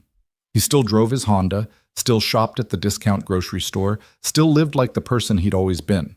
On the 4th day, a knock came at the apartment door. Daniel opened it to find Claudia standing in the hallway, wearing jeans and a simple sweater he didn't recognize. No designer labels visible. No jewelry except her wedding ring. She had a single suitcase beside her and looked terrified. "Hi," she said quietly. "Can I come in?" Daniel stepped aside. Claudia entered slowly, taking in the modest space with wide eyes. This was probably the smallest home she'd been in since college. "Where's Tommy?" she asked. "At Mrs. Chen's, our neighbor. She watches him sometimes after school." Daniel crossed his arms. "You came. You said 1 month. I'm here to start it." Claudia set down her suitcase. "I found a job. It starts Monday. Nonprofit work, helping coordinate community programs. The pay is terrible, but they said I could learn." Daniel felt surprise flicker through him. "You got a job already?" "I called Jennifer Morrison. She works in nonprofit development. Did you know that? She's been wanting to get back in touch for years, but Mother always discouraged it. Said Jennifer was beneath us now." Claudia's voice cracked slightly. "Jennifer helped me. Even after how I treated her, she helped me." That's what good people do. I'm learning that. Claudia looked around the apartment again. Where will I stay? I don't want to impose. The couch pulls out. You can sleep there. Daniel's tone was firm. I'm not sharing a room with you, Claudia. Not until you prove this is real.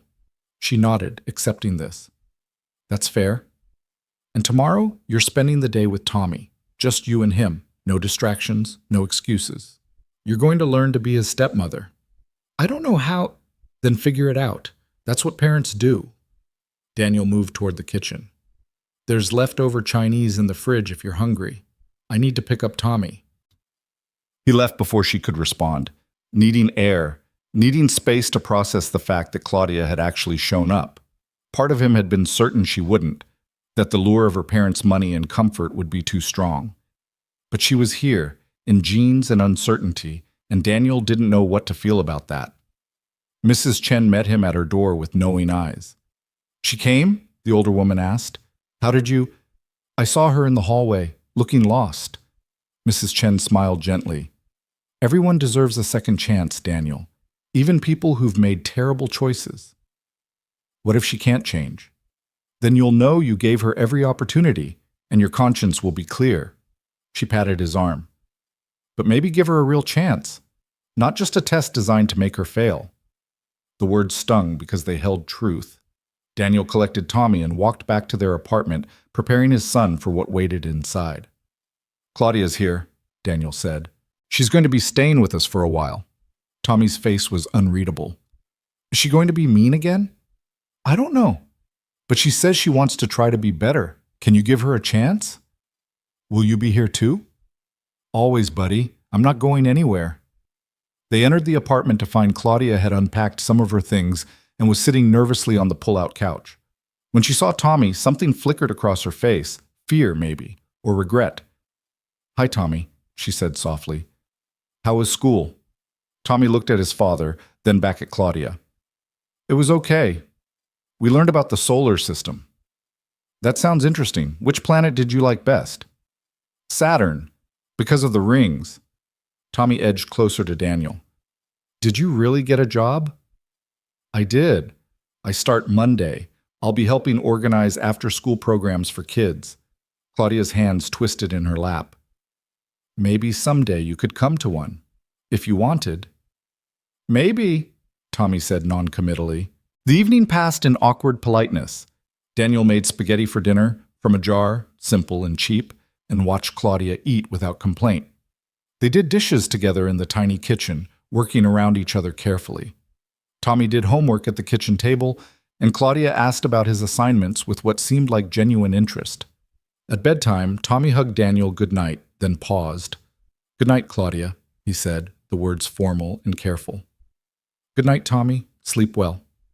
After Tommy's door closed, Daniel and Claudia sat in the living room with the uncomfortable silence of two people who'd shared a bed but no longer knew how to talk to each other.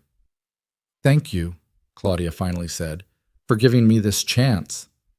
Don't thank me yet. You haven't proven anything. I know. She pulled her knees up, looking young and vulnerable in a way she never had at the estate. Daniel, I need to tell you something about the baby. Daniel's stomach dropped. What about the baby? Nothing's wrong medically. The baby's fine. But I've been thinking about what you said, about how I was already planning to use our child as a weapon against you, about naming the baby without your input. She took a shaky breath. I don't want to be that person. I don't want to be my mother. Then don't be. It's not that simple. I've spent my whole life learning to be her, learning that worth is measured in net worth, that people like you, people with character and kindness, are naive. Weak. Claudia's eyes filled with tears. But watching you walk away, seeing you choose Tommy over wealth, over comfort, over everything my family said mattered, it broke something in me. Or maybe it woke something up. I don't know which. Why did you agree to the prenup? Daniel asked.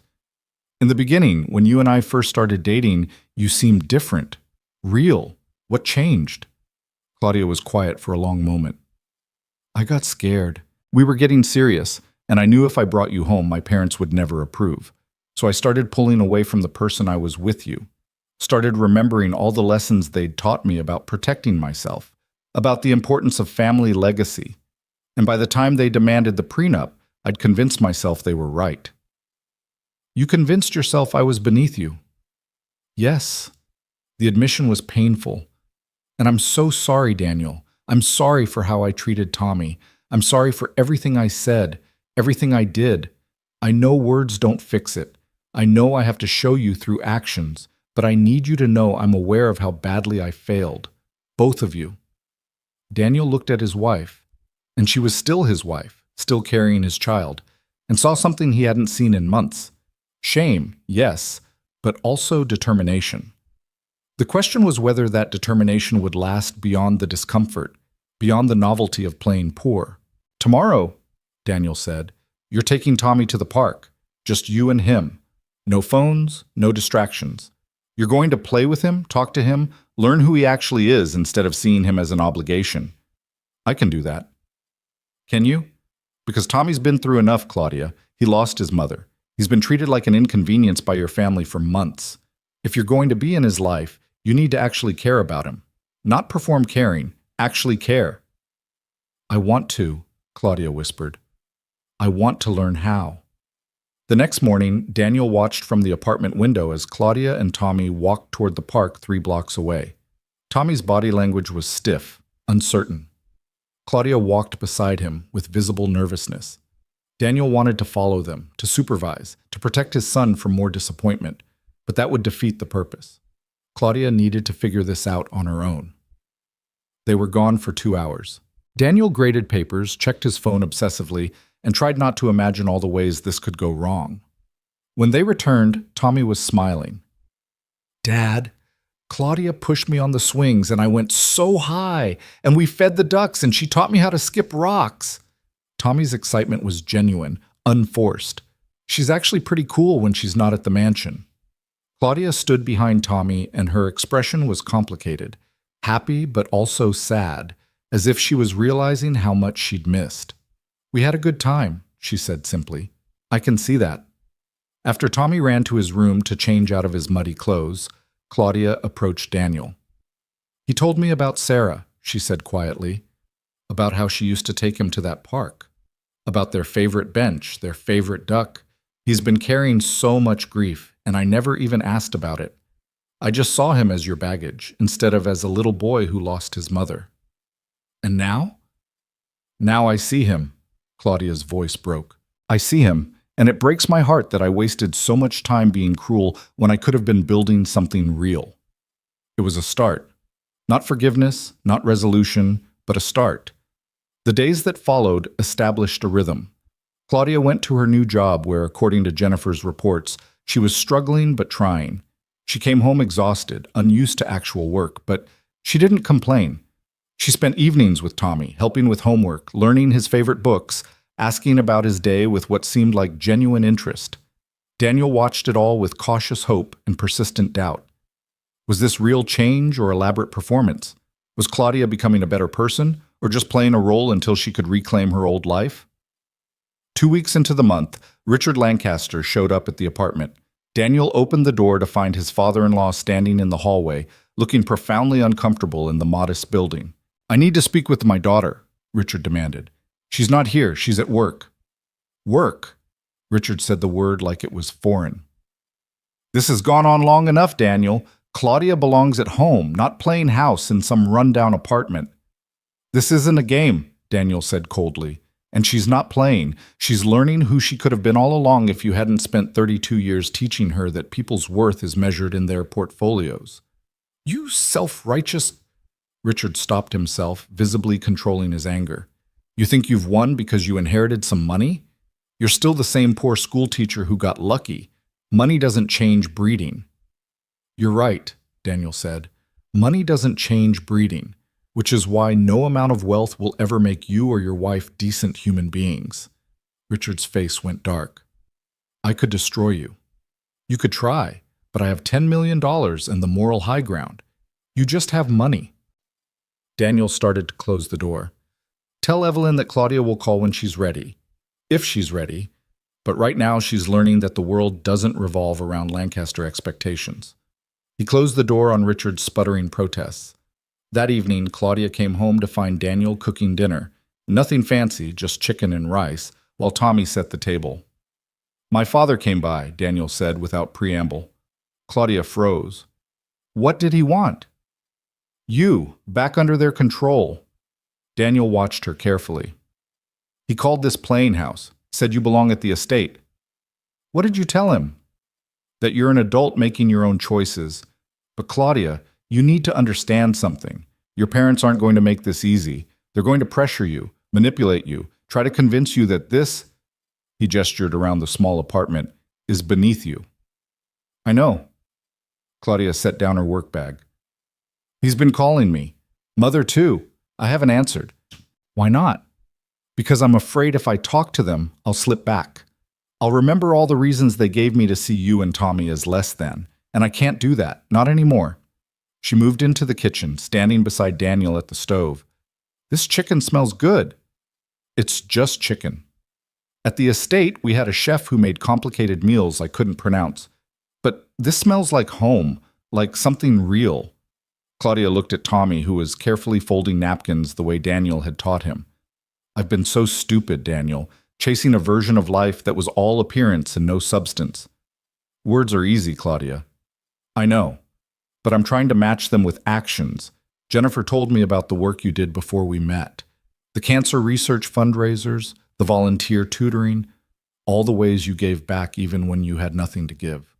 Claudia's voice was soft. "I used to do that too. Before I let my parents pull me back into their world. I used to volunteer at homeless shelters, used to tutor kids in underserved schools. I was happy then." "What happened?"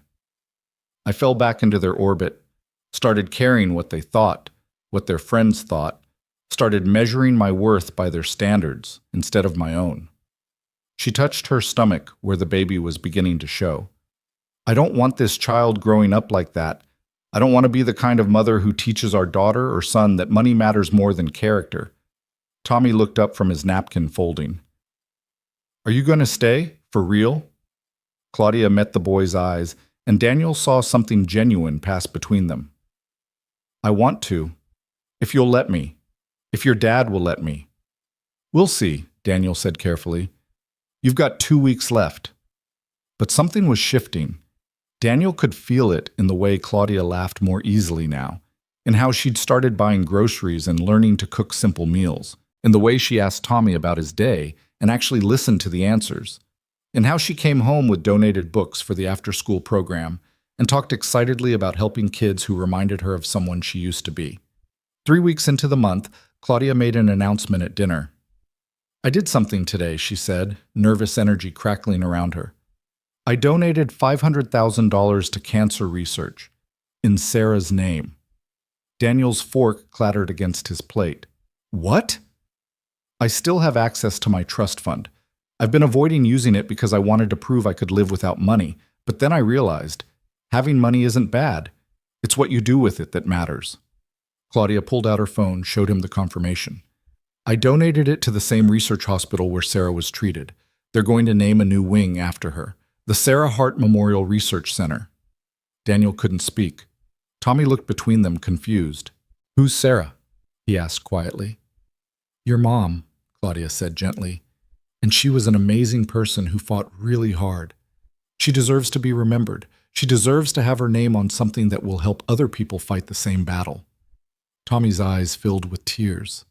"Really? They're going to remember Mom?" "Really. And whenever we want, we can go visit the center. We can see her name and know that even though she's not here, she's still helping people." Tommy got up from the table and, to everyone's surprise, hugged Claudia. She stiffened for a moment, then wrapped her arms around the boy, tears streaming down her face. Daniel watched them and felt something crack in his chest. The walls he'd built, the protective distance he'd maintained, it was crumbling in the face of what looked like genuine transformation. That night, after Tommy was asleep, Daniel and Claudia sat on the small balcony of the apartment. The December air was cold, but they'd bundled in blankets, drinking hot chocolate Daniel had made on the stove. "The Memorial Center," Daniel said. "That was remarkable. It was the right thing to do. Sarah gave Tommy to the world. She gave you to the world. The least I can do is make sure she's not forgotten." Claudia stared into her mug. I've been thinking about something Jennifer said. She told me that who we are in private when no one's watching, that's our real character. And I realized I've spent years performing, being who my parents wanted in public, being hollow in private. I don't want to be that person anymore. Change is hard, especially when everything in your life is pulling you back to old patterns. Is that why you set the 1-month test? To see if I could sustain it? Claudia looked at him. You didn't think I'd make it, did you?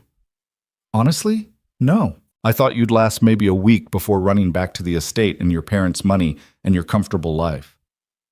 I almost did. That first week, I'd wake up on that pull-out couch in a strange apartment and I'd think about my bedroom at the estate, the soft sheets, the space, the ease of it all. And I'd reach for my phone to call Mother. Claudia smiled sadly. But then I'd hear Tommy in the next room, or I'd smell coffee brewing, and I'd remember why I was here. Not because of money or appearances, but because I wanted to be someone my child could be proud of. The baby? Both children, Tommy and the baby. I want them both to see me as someone who chose love over comfort, who chose being real over being right. She touched her stomach. I felt the baby move yesterday, first time, and I realized I was terrified not because I don't know how to be a mother, but because I'm afraid of becoming my mother, afraid of teaching our child all the wrong things. Daniel reached over and took her hand. It was the first intentional touch they'd shared since he'd left the estate. You're not your mother, he said. You're choosing differently. Am I? Or am I just performing again, playing the role of reformed rich girl until I get what I want? That's the question, isn't it? That's what this month is supposed to answer. And what's your answer? Do you believe I've changed? Daniel looked at his wife, really looked at her for the first time in months. The designer clothes were gone, replaced by Target jeans and thrift store sweaters. The carefully maintained hair and makeup had given way to a more natural look. The constant phone checking and social media posting had stopped. She looked younger, somehow. Freer. But more than the surface changes, there was something different in her eyes. A clarity that hadn't been there before. A presence. Like she was actually inhabiting her life instead of performing it. I think you're trying, Daniel said carefully. And that's more than I expected. Is trying enough? I don't know yet. Ask me in 1 week. The final week of the test arrived with a cold snap that froze pipes and made the apartment's heating system work overtime. Claudia didn't complain about the cold or the cramped space or the reality of middle-class winter. She wrapped herself in blankets, helped Tommy with his science project, and went to work at the nonprofit where she was slowly earning respect through actual effort. On Christmas Eve, exactly 25 days into the month, Daniel came home to find the apartment transformed. Not with expensive decorations, but with handmade ones. Paper snowflakes hung from the ceiling. Tommy's drawings decorated the walls. A small tree stood in the corner, nothing like the elaborate 15-foot designer tree at the Lancaster estate, covered with popcorn strings and construction paper ornaments. We made decorations, Tommy announced proudly. Claudia showed me how to make snowflakes with 6 points instead of 8. It's science! Claudia emerged from the kitchen, flour on her face, looking happier than Daniel had seen her in a year. We're baking cookies, she said. They're probably terrible, but Tommy wanted to try his mom's recipe. You had it written down in your recipe box, and I thought, I hope that's okay. I should have asked first. Daniel looked at the mess in the kitchen, at the flour handprints on the counter, at Tommy beaming with genuine joy, at Claudia wearing Sarah's old apron that he'd packed away in a box because it hurt too much to see. It's perfect, he said, his voice rough with emotion. They spent Christmas Eve eating slightly burned sugar cookies and watching Christmas movies on the old TV Daniel had bought at a pawn shop. Tommy fell asleep between them on the couch, and Claudia gently moved him to his bed, tucking him in with a tenderness that seemed to come naturally now. He's a special kid, she said when she returned to the living room. Yeah, he is. I almost missed knowing him. I almost threw away the chance to be part of his life because I was so focused on what my parents would think. Claudia sat beside Daniel, carefully maintaining some distance. I'm not asking for forgiveness. I know I haven't earned that. But I want you to know I see what I almost lost. And I'm grateful you gave me this chance to see it. Christmas morning arrived with snow and the sound of Tommy's excited footsteps. Daniel had bought modest presents, books, art supplies, a new bike from the secondhand store. Claudia had somehow found Sarah's favorite children's book in a first edition and wrapped it for Tommy with a note. From one book lover to another, love, Claudia. Tommy cried when he opened it, clutching the book to his chest. "Mom used to read this to me," he said through tears, "every night when I was little." "I know," Claudia said softly. "Your dad told me, and I thought maybe we could read it together sometimes, if you want, not to replace your mom, but to remember her." Tommy looked at Claudia for a long moment, then nodded. "I'd like that." That evening, Evelyn Lancaster called. Claudia answered this time, stepping onto the small balcony for privacy. Daniel could hear muffled voices through the glass door, Evelyn's sharp tones, Claudia's quieter responses. The conversation lasted 10 minutes and ended with Claudia simply hanging up. She came back inside, her face pale but determined.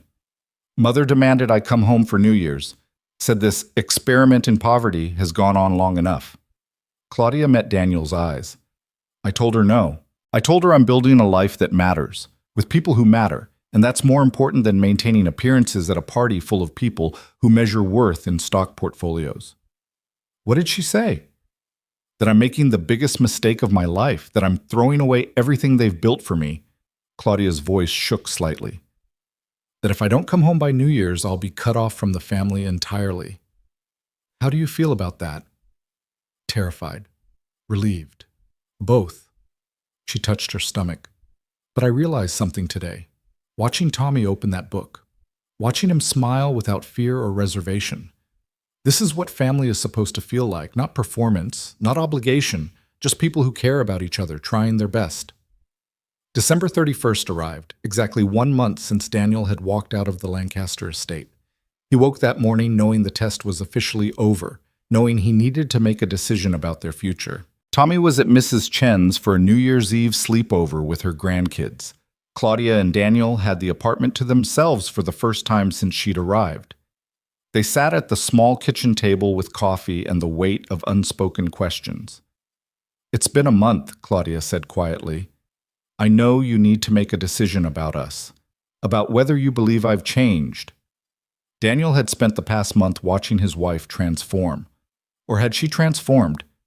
Had she simply revealed who she'd been all along, buried under years of Lancaster conditioning? He didn't know which, and he wasn't sure it mattered. What mattered was the woman sitting across from him now, the woman who'd donated $500,000 to cancer research, who'd learned to make Tommy laugh, who came home exhausted from real work and didn't complain, who'd chosen love over comfort every single day for 30 days. "I've been thinking about something Sarah used to say," Daniel began. "She said that people show you who they are through their choices, not their words, not their intentions, but their actual choices when things get hard. And what have my choices shown you? That maybe the woman I fell in love with wasn't an act. Maybe she was always there, just buried under pressure and expectations and fear." Daniel reached across the table, took Claudia's hand. "You've made hard choices this month. You've chosen discomfort over ease. You've chosen Tommy over your parents' approval. You've chosen to be someone our child can be proud of. Does that mean—" Claudia's voice broke with hope. "It means I believe you've changed. Or more accurately, that you've become who you were meant to be before your family convinced you that wealth was worth more than character."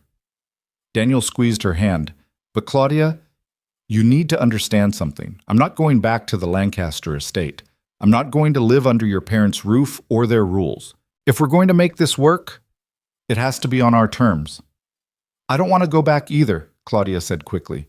"I want this apartment, this life, this honesty. I want to raise our children in a home where kindness matters more than appearances. Even if it means being cut off from your family?" They cut themselves off from me the moment they demanded I value money over morals. Claudia's voice was steady now, certain. "I choose us. I choose Tommy and this baby and you. I choose being real over being comfortable." Daniel felt something loosen in his chest, some knot of grief and anger and fear finally releasing. This wasn't the ending he'd expected when he'd signed that prenup a year ago. It wasn't even the ending he'd expected when he'd walked out of the estate a month ago. But maybe it was the ending Sarah would have wanted. Second chances. Redemption. The fierce choice to become better than you were. Okay, Daniel said simply. Then we try. Really try. Not as a test, but as partners. Claudia started crying, relief and joy mixing in tears that looked nothing like the manipulative ones Daniel had seen so many times before. These were real, raw, human. Thank you, she whispered. Thank you for not giving up on me. Thank you for seeing something worth saving. Thank you for proving there was something worth saving. They sat together in their small apartment kitchen as afternoon light faded into evening, holding hands across cheap IKEA furniture, and began to rebuild. Not a marriage based on prenups and property divisions, but one built on the hard work of becoming people worthy of each other. When midnight struck and fireworks lit up the neighborhood sky, they stood on their small balcony watching Tommy's favorite display, the one visible from the park where he used to go with Sarah.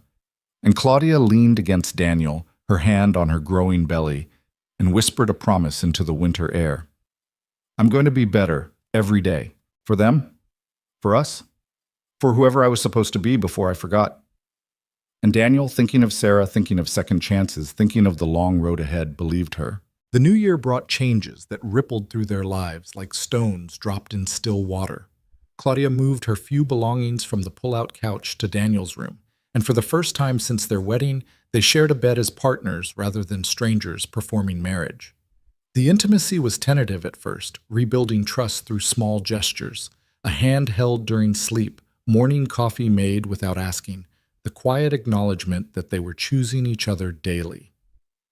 January settled into routine. Daniel returned to teaching full-time after the holiday break, his students welcoming him back with the easy affection of teenagers who sensed their teacher had weathered something significant.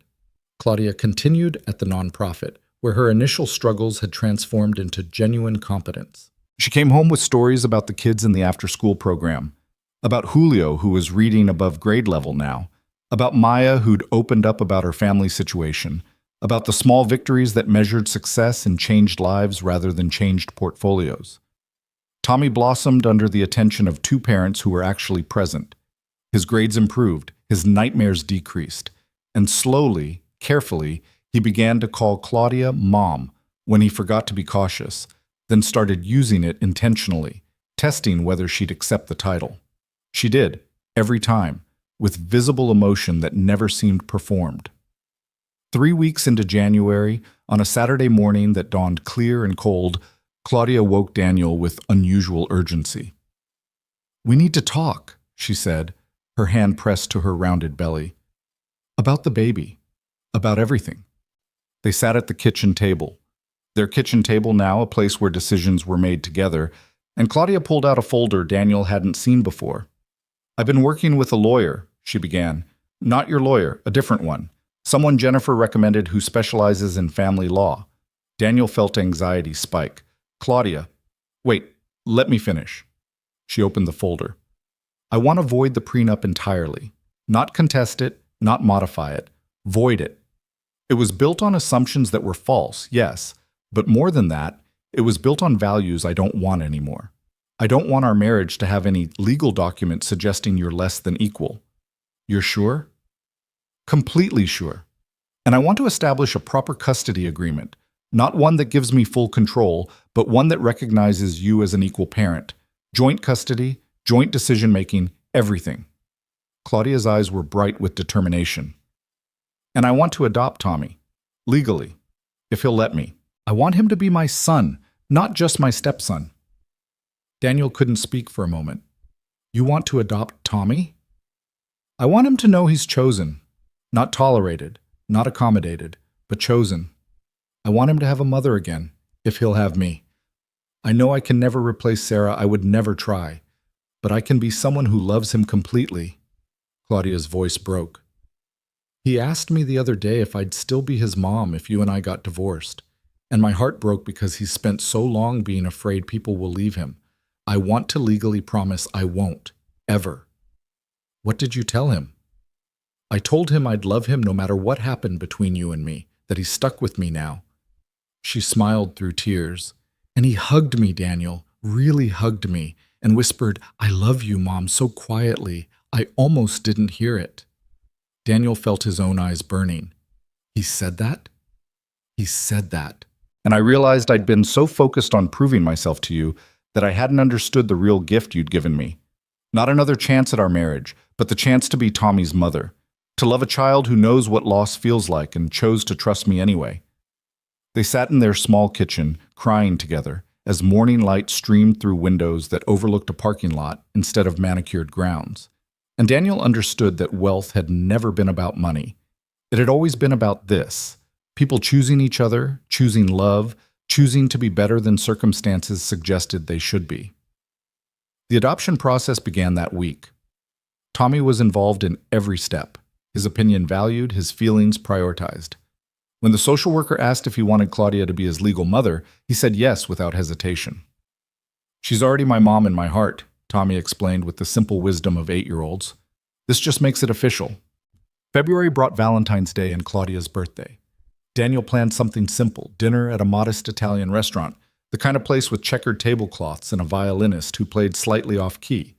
It was nothing like the expensive restaurants they'd gone to while dating, nothing like the lavish celebrations the Lancasters favored. Claudia cried when she saw it. "This is perfect," she said, squeezing his hand across the red checkered cloth. "This is real." "I can't give you the life your parents gave you," Daniel said quietly. "I know I have money now, but I don't want to live like that. I don't want Tommy or the baby growing up thinking worth is measured in dollar signs." "Good, because I don't want that either." Claudia touched her belly, now visibly swollen with their daughter. They'd learned it was a girl at the ultrasound the week before. "I want her to grow up like Tommy's growing up, knowing the value of hard work, understanding that kindness matters, learning that the best things in life aren't things at all." "Your parents would hate hearing you say that." "I know." Claudia's smile was sad but certain. "They've called 37 times since New Year's, left messages saying I'm throwing my life away, that I'll regret this, that I'm choosing poverty over prosperity." "Do you? Regret it?" "Not even for a second." She leaned forward. "Daniel, I have everything I need. A man who challenges me to be better. A son who's teaching me what real love looks like. A daughter on the way who'll never question whether she's valued based on her bank account. What could possibly be better than that?" They ate cheap pasta and shared a dessert and walked home through February cold, and Daniel thought about how happiness had nothing to do with square footage or thread count.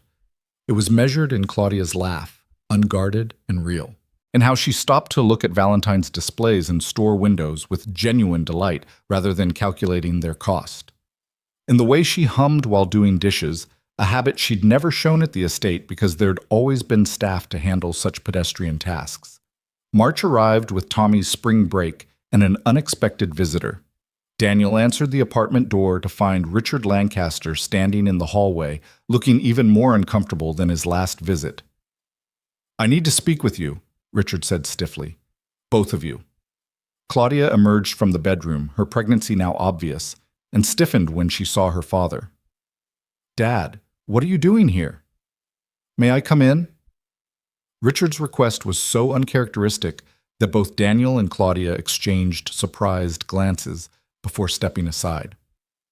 Richard entered the modest apartment, taking in the second-hand furniture, the art projects on the refrigerator, the small space that held more warmth than his mansion ever had. He stood awkwardly in the living room, a man completely out of his element.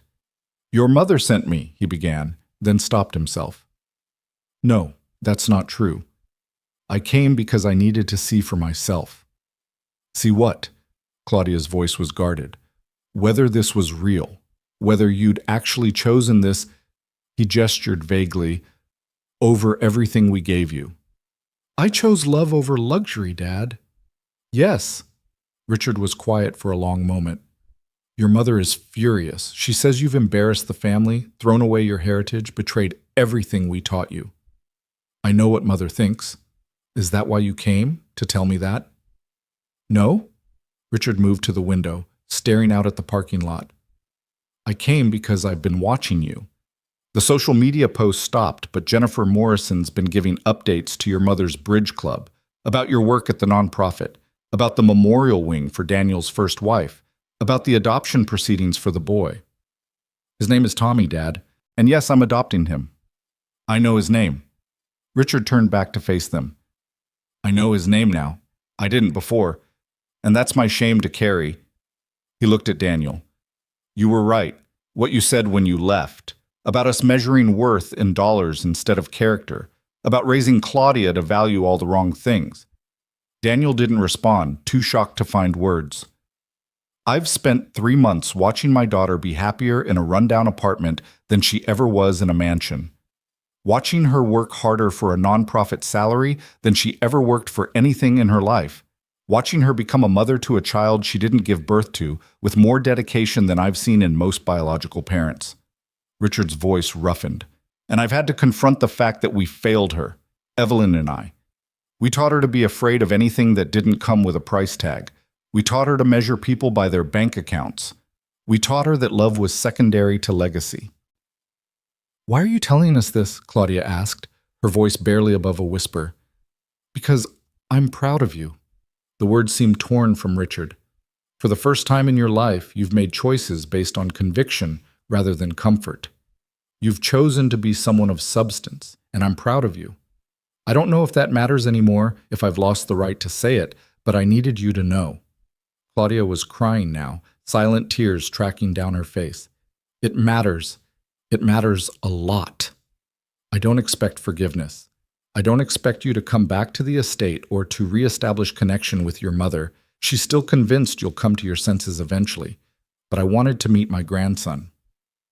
Richard looked toward Tommy's closed bedroom door. If you'll allow it, I want to know the boy you've chosen as your son. And I want to be in my granddaughter's life, if you'll let me. Not as Lancaster the businessman, but as a grandfather who's learning that there are more important things than quarterly reports. Daniel and Claudia looked at each other, a silent conversation passing between them. Finally, Claudia nodded. Tommy, she called, can you come here for a minute? Tommy emerged from his room, book in hand, and stopped when he saw Richard. Tommy, this is my father, your grandfather, if you're okay with that. Claudia's voice was gentle. He'd like to get to know you, but only if you're comfortable. Tommy looked at Richard with the assessing gaze of a child who'd learned to read adults carefully. Are you going to be mean to my dad? Richard blinked, startled. No. I was wrong to be unkind to your father. I'm hoping to do better. And you won't make Mom go back to being sad and scared? Is that how she was? At the estate? Yeah, she smiled a lot, but her eyes were sad. Now she smiles and her eyes are happy too. I don't want the sad eyes to come back. Richard looked at his daughter, seemed to see her clearly for perhaps the first time. No, I don't want that either, and I promise I won't try to change her back. Tommy considered this, then nodded. Okay. Do you want to see my solar system project? I got an A. And just like that, with the easy forgiveness of children. Tommy led his grandfather to the kitchen table to show him a model of planets made from painted styrofoam balls. Richard listened with what appeared to be genuine interest, asking questions, praising Tommy's work, becoming grandfather rather than patriarch. Claudia leaned against Daniel, watching them. I never thought I'd see my father sitting at a kitchen table looking at a third-grade science project like it was a business presentation worth billions. People can surprise you, Daniel said quietly. He still has a long way to go. They both do. Mother probably won't ever come around. But he's trying. That's something. It's everything, Claudia corrected. It's proof that it's never too late to choose differently.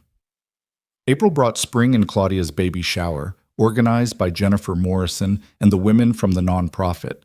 It was held in the community center where Claudia worked, decorated with handmade streamers and a cake from the local grocery store.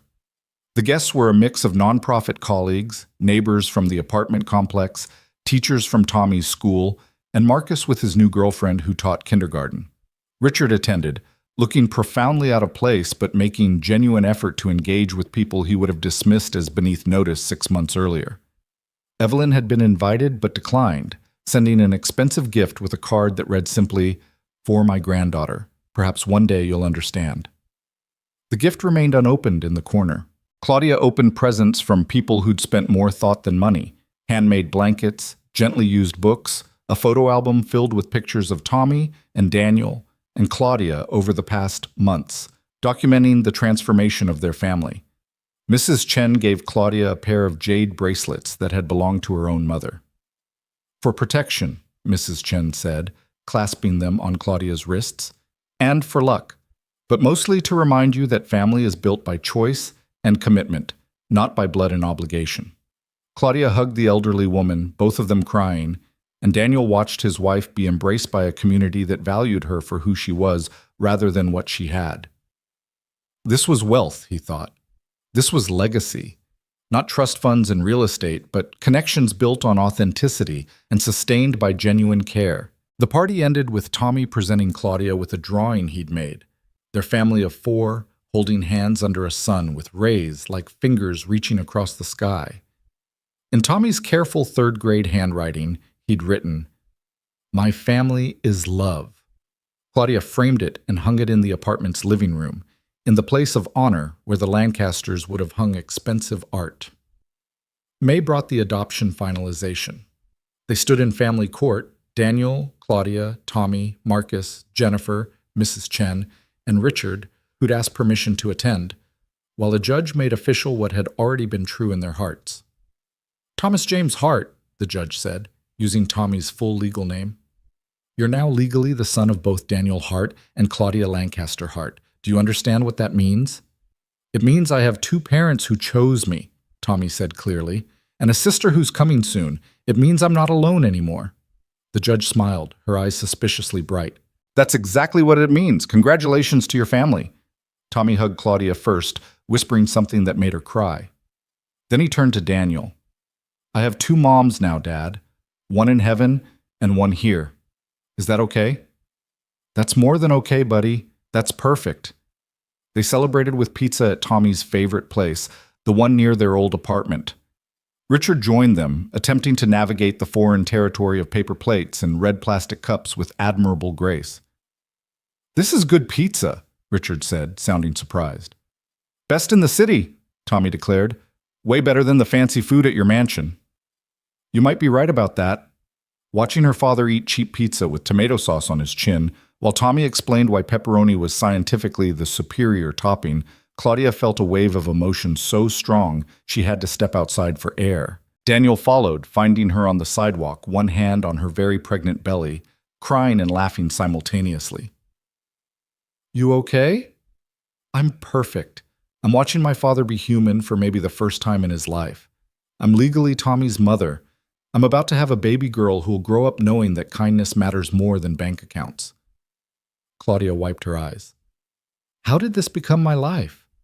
How did I get so lucky?" "You chose it. You fought for it. You earned it." "We earned it," she corrected. "You could have given up on me. You should have given up on me. But you didn't, and that made all the difference." June arrived with heat and urgency.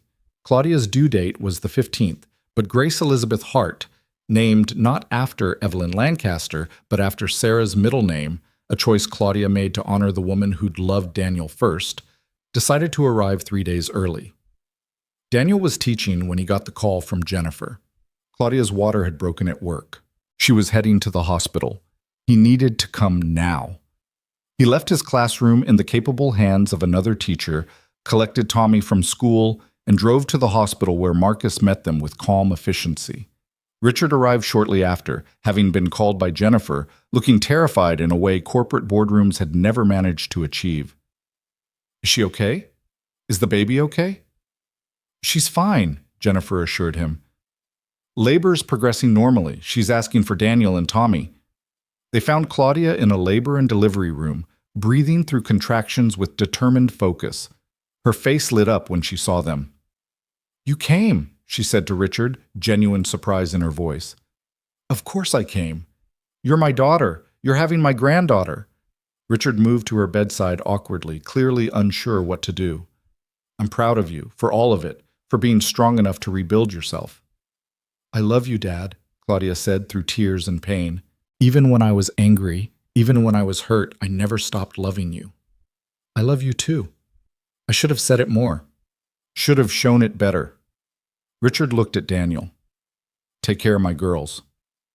Always, Daniel promised. Tommy held Claudia's hand through contractions, his small face serious with the weight of being part of something miraculous. Between contractions, Claudia talked to him about what to expect, about how his sister was coming to join their family, about how much Grace was going to love having him as a big brother.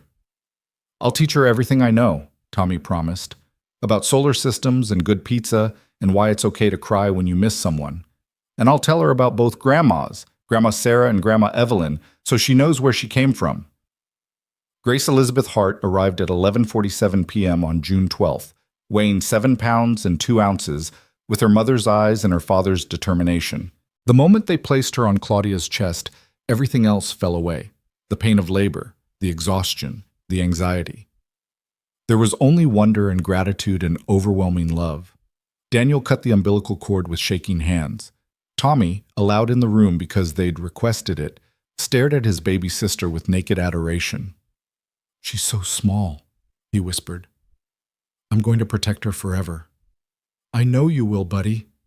Richard stood in the corner crying openly, all corporate stoicism abandoned in the face of new life and second chances.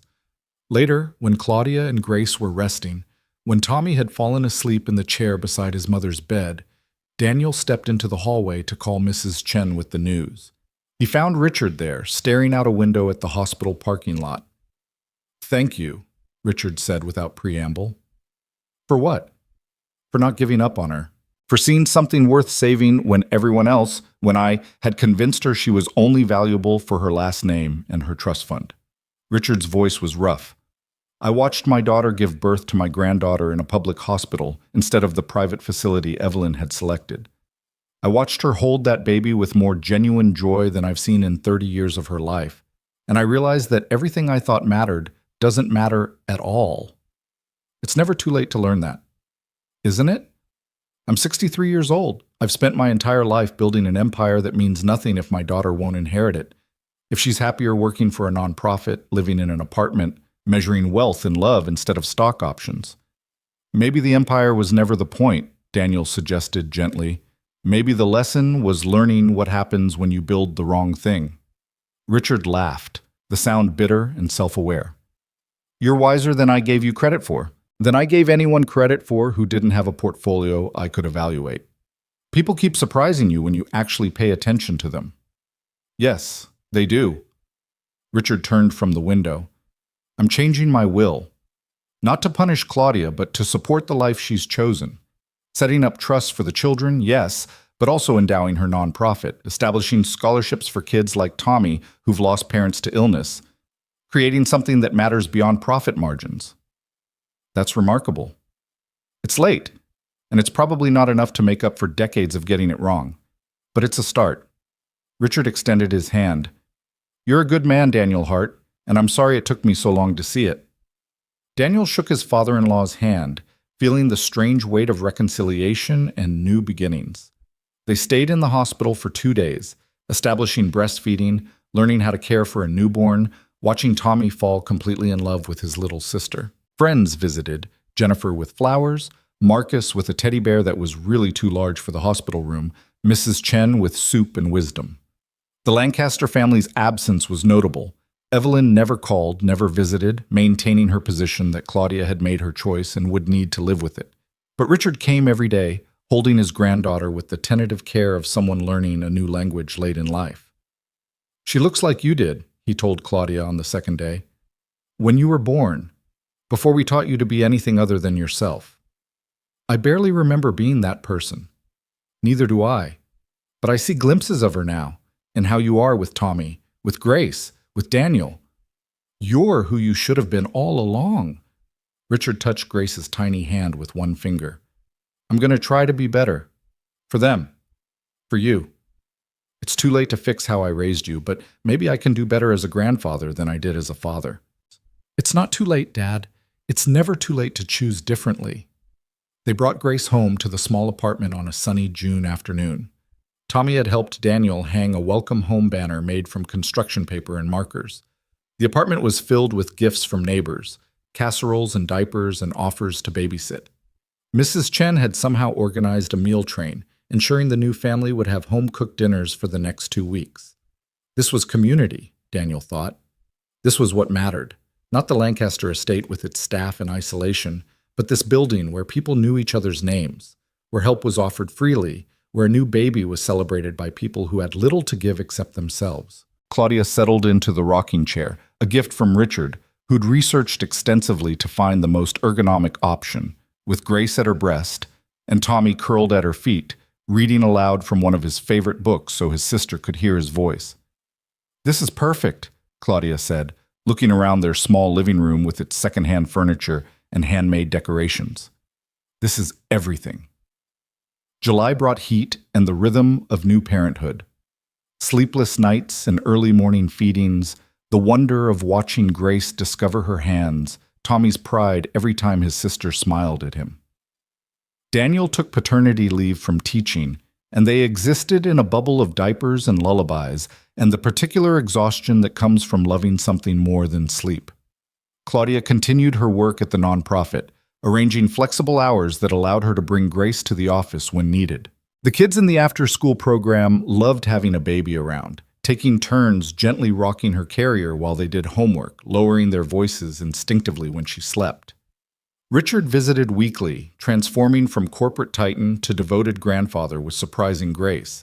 He learned to change diapers, to warm bottles, to walk Grace around the apartment at 3 a.m. when she was fussy and her parents were beyond exhausted. He read to Tommy, asked about school, attended a soccer game in the summer heat without complaint. Evelyn remained absent, a ghost haunting their story through her notable silence. Claudia mourned the mother who chose pride over love, but she was healing too, building a different kind of family from people who showed up and stayed. August brought Tommy's 9th birthday and an unexpected delivery. A package arrived addressed to Claudia from an attorney's office in Connecticut. Inside was a letter from Evelyn and a check for $5 million. The letter was brief. "Claudia, I cannot support your choices, but I acknowledge they are yours to make. This money is yours, from my personal inheritance, not the Lancaster family trust. Do with it what you will. Perhaps one day your children will understand what you've thrown away. Perhaps they'll be grateful you chose differently. Time will tell. Your mother, who loves you even when she doesn't understand you." Claudia read the letter 3 times, crying quietly, while Daniel held Grace and Tommy read the card that had come with his grandmother's birthday gift, a savings bond she'd opened in his name. "What are you going to do with it?" Daniel asked gently. "Give most of it away," Claudia said without hesitation. "Keep enough for the kids' education, for emergencies. The rest goes to causes that matter. Cancer research in Sarah's name, the nonprofit, scholarships, things that change lives instead of just maintaining wealth." "You're sure?" "Completely sure. Money was never what I needed from my mother. I needed her to see me, to value who I am instead of who she wanted me to be. And she can't do that, may never be able to do that." Claudia wiped her eyes. "But I can use her money to do good in the world. I can turn Lancaster wealth into something that matters. That's my choice to make now." September arrived with cooler weather and Tommy's return to 4th grade. Grace was 3 months old, sleeping in longer stretches, smiling regularly, beginning to track faces with her dark eyes. Richard had become a permanent fixture in their lives, showing up for Sunday dinners, pushing Grace's stroller through the park, learning that happiness had nothing to do with the size of your house or the make of your car. One evening, as September sunset painted their apartment walls gold, Claudia sat with Grace while Tommy did homework at the kitchen table and Daniel prepared a simple dinner. Richard was there too, having dropped by after work, his tie loosened and his corporate armor slowly dissolving into something more human. "I've been thinking," Richard said, watching his daughter cuddle his granddaughter with natural ease, "about legacy, about what we leave behind." "And what conclusion have you reached?" Daniel asked, stirring pasta sauce. "That I've been building the wrong thing. The company will outlive me, yes, but it's empty. It employs people, creates profit, exists in the world, but it doesn't mean anything." Richard looked at Tommy, absorbed in his math worksheet, with the determined focus of a child who took learning seriously. "But this? What you've built here? This means everything." "It's just a family, Dad," Claudia said softly. "There's no just about it. Family is the only thing that matters. Real family, built on choice and commitment rather than obligation and expectation. Richard moved to the window, looking out at the parking lot where kids played basketball in the fading light. "I'm selling the estate." Claudia's head snapped up. "What?" "Your mother and I don't need that much space. It's a monument to all the wrong values. I'm selling it, downsizing to something reasonable, and using the proceeds to fund the foundation I'm starting in Sarah Hart's name. Cancer research, family support services, scholarships for kids who've lost parents to illness." Richard's voice was firm with new purpose. "I can't get back the years I wasted being the wrong kind of man, but I can try to do better going forward." "What does Mother say about this?" "Your mother and I are separating," Richard said quietly. "Not divorcing, she'd never agree to that, too concerned about appearances, but living separately. She's chosen to maintain the life we built. I'm choosing to build a different one." The announcement settled over the room like snow, soft and transformative. "Dad, I'm sorry." "Don't be. This isn't tragedy, Claudia. This is liberation, for both of us." Richard smiled, and it reached his eyes for maybe the first time since Daniel had known him. "Your mother is happy with her charity luncheons and country club status. That's her choice, and I respect it. But I'm choosing differently. I'm choosing to be the kind of grandfather who shows up, the kind of father who values who you are, the kind of man who measures success in changed lives instead of quarterly earnings." Tommy looked up from his homework. "Does this mean you'll come to my soccer games more?" "Every single one," Richard promised. "And Grace's recitals when she's older, and whatever Tommy's sister wants to do. I'm going to be there for all of it." "Cool," Tommy said, returning to his math with the easy acceptance of children who take love as it comes. October brought Halloween and Grace's first costume, a pumpkin outfit that made everyone who saw her smile.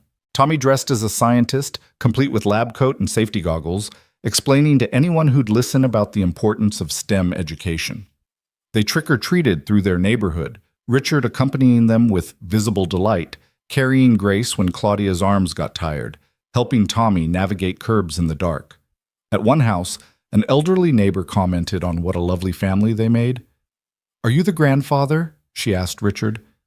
"I am," Richard said, and the pride in his voice was unmistakable.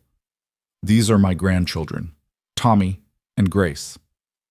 Walking home with bags of candy and tired children, Daniel reflected on the strange journey that had brought them here. A prenup designed to humiliate him. A marriage built on money and contempt. An inheritance that changed everything by revealing what mattered and what didn't. And now this. A family rebuilt from broken pieces, stronger because they'd chosen it rather than inherited it. November brought Thanksgiving and a dinner that would have been impossible a year ago. They gathered in the apartment. Daniel, Claudia, Tommy, Grace, Richard, Marcus and his girlfriend, Jennifer and her husband, Mrs. Chen and her extended family. 20 people crammed into a space meant for half that many, eating turkey Daniel and Richard had cooked together, sharing stories and laughter and the easy intimacy of people who'd chosen to belong to each other. Richard proposed a toast, standing awkwardly in the crowded living room with a glass of modest wine. "A year ago, I thought I knew what mattered. I thought wealth was the ultimate measure of success. I thought family meant maintaining legacy and appearances." He looked at Claudia, at his grandchildren, at the gathered community who'd taught him everything his expensive education had missed. "I was wrong about everything. And I'm grateful for that. Grateful that my daughter was brave enough to choose differently. Grateful that my son-in-law was patient enough to give second chances. Grateful for these children who are teaching this old man that it's never too late to learn what really matters." "Hear, hear," Mrs. Chen said, raising her own glass. "To family, not the one we're born into, but the one we build." They drank to that, to chosen family, to second chances, to the hard work of becoming better than you were. December arrived with the anniversary of Daniel's 35th birthday, the day everything had changed. They celebrated quietly, no grand gestures, no dramatic revelations. Just a small cake Tommy had helped Claudia bake, slightly lopsided but made with love. Just presents that focused on thought over cost. Just the four of them in their small apartment, plus Richard, who'd become a permanent fixture in their lives. 1 year ago today, Daniel said, holding Grace while Tommy leaned against Claudia, I thought I was ending my marriage. Thought I was walking away from someone who couldn't change. I'm glad you were wrong, Tommy said. I like having Mom. Both moms. Grandma Sarah and Mom Claudia. Me too, buddy. Claudia wiped her eyes. 1 year ago, I was the worst version of myself. Cruel and shallow and measuring everything by the wrong standards. And you gave me a chance to be better. Thank you for that. Thank you for seeing something worth saving. Thank you for proving there was something worth saving. Richard, holding Grace's tiny hand in his larger one, cleared his throat roughly. 1 year ago, I thought my daughter had made the biggest mistake of her life.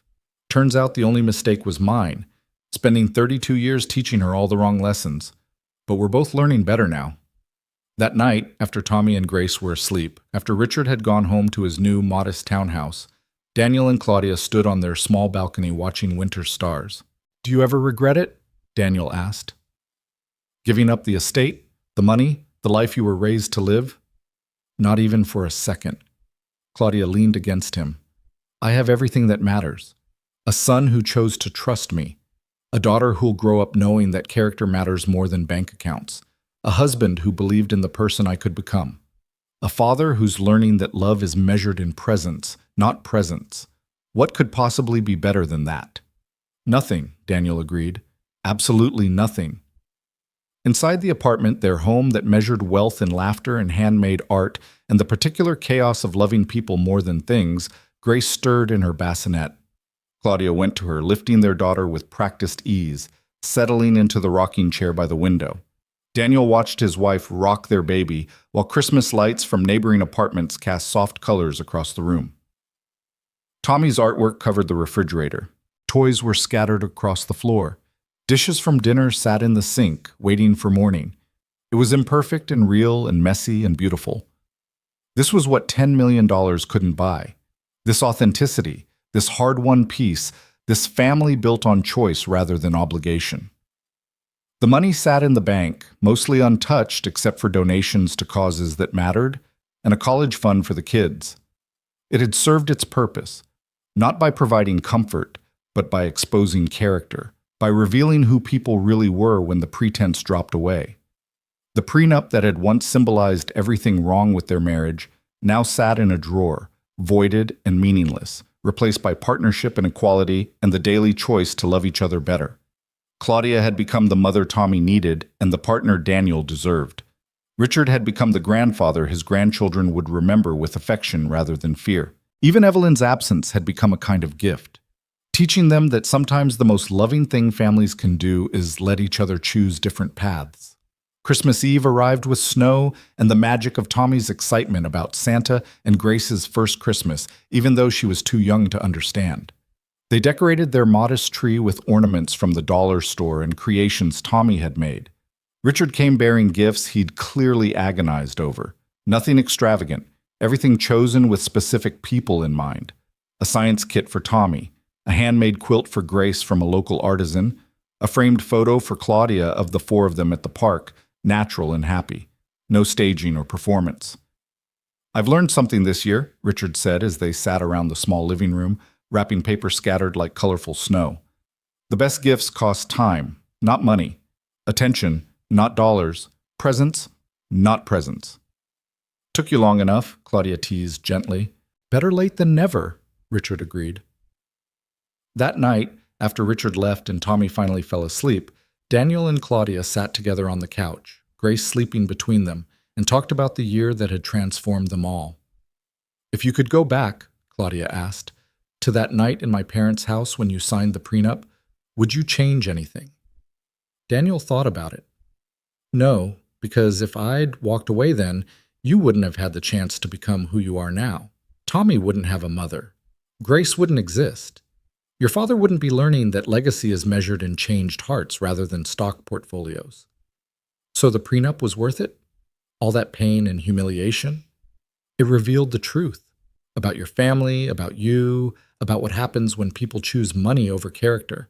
But it also created the possibility for something better, for you to choose differently, for all of us to learn what really matters. Claudia looked down at their sleeping daughter. I want her to grow up knowing this story, knowing that her mother almost chose wealth over love, that her grandfather learned to value people over profit, that families can be broken and rebuilt stronger. We'll tell her, Daniel promised. When she's old enough to understand, we'll tell her everything, the good, the bad, the transformation. So she knows that people can change, that second chances matter, that money exposes character, but it's what you do with that exposure that defines you. Christmas morning dawned bright and cold. Tommy woke them at dawn, excited about presents that had nothing to do with their price tags. Grace wore the pumpkin outfit she'd grown into, gurgling happily while her brother opened gifts with meticulous care, studying each one, expressing genuine gratitude. Richard arrived mid-morning, bearing breakfast from Tommy's favorite bakery. They ate together, the five of them, in their small kitchen that barely fit them all. And it was perfect, not because of what they had, but because of who they'd become. As winter afternoon faded into evening, as Grace slept and Tommy played with his new science kit, and Claudia helped Richard understand social media enough to see pictures of his grandchildren anytime he wanted, Daniel felt a profound sense of peace. They'd rebuilt from ashes. From a marriage based on contempt to one based on respect. From a family divided by wealth to one united by choice. From measuring success in dollars to measuring it in laughter, in Tommy's easy affection, in Grace's innocent trust, in Claudia's genuine transformation from who she'd been raised to be to who she'd chosen to become. Money hadn't saved them. It had exposed them, tested them, revealed them. But character had rebuilt them. Love had sustained them. Choice, the daily, difficult choice to be better than circumstances suggested they should be, had transformed them. The prenup that had once promised Claudia control of everything now meant nothing, because what mattered couldn't be controlled or divided or signed away in legal documents. Love, real love, the kind built on authenticity and earned through consistent choice, couldn't be prenuptiated. As evening settled over their small apartment, as the neighborhood kids played in the new snow and Christmas lights twinkled from every window, Daniel Hart looked around at his family, chosen and biological, broken and rebuilt, imperfect and real, and understood that they'd found the only wealth that mattered. Not money, but meaning. Not possessions, but presence. Not status, but substance. They'd learned the hardest lesson life could teach, that character, not capital, determined worth. That people, not portfolios, created legacy. That the best inheritance you could give your children wasn't money in a trust fund, but values they could carry through life, guiding them toward what actually mattered. In their small rental apartment, with secondhand furniture and handmade decorations, with a son who'd learned to trust again, and a daughter who'd never doubt her value, with a wife who'd chosen transformation over comfort, and a father-in-law who'd learned that it's never too late to become who you should have been all along, Daniel Hart had everything. And it had nothing to do with the $10 million sitting in his bank account. It had everything to do with the 5 people gathered in this small space, choosing each other daily, building a family that measured wealth in hugs and homework help, in showing up and staying present, in the hard, beautiful work of loving each other better than they had the day before. Money had exposed their character. Second chances had revealed it. And in the end, that was the only prenup that mattered, the one they wrote daily with their choices, their presence, their fierce commitment to valuing what was real over what was easy. This was legacy. This was wealth. This was everything. And no prenup, no matter how carefully constructed, could ever capture or control what they'd built together.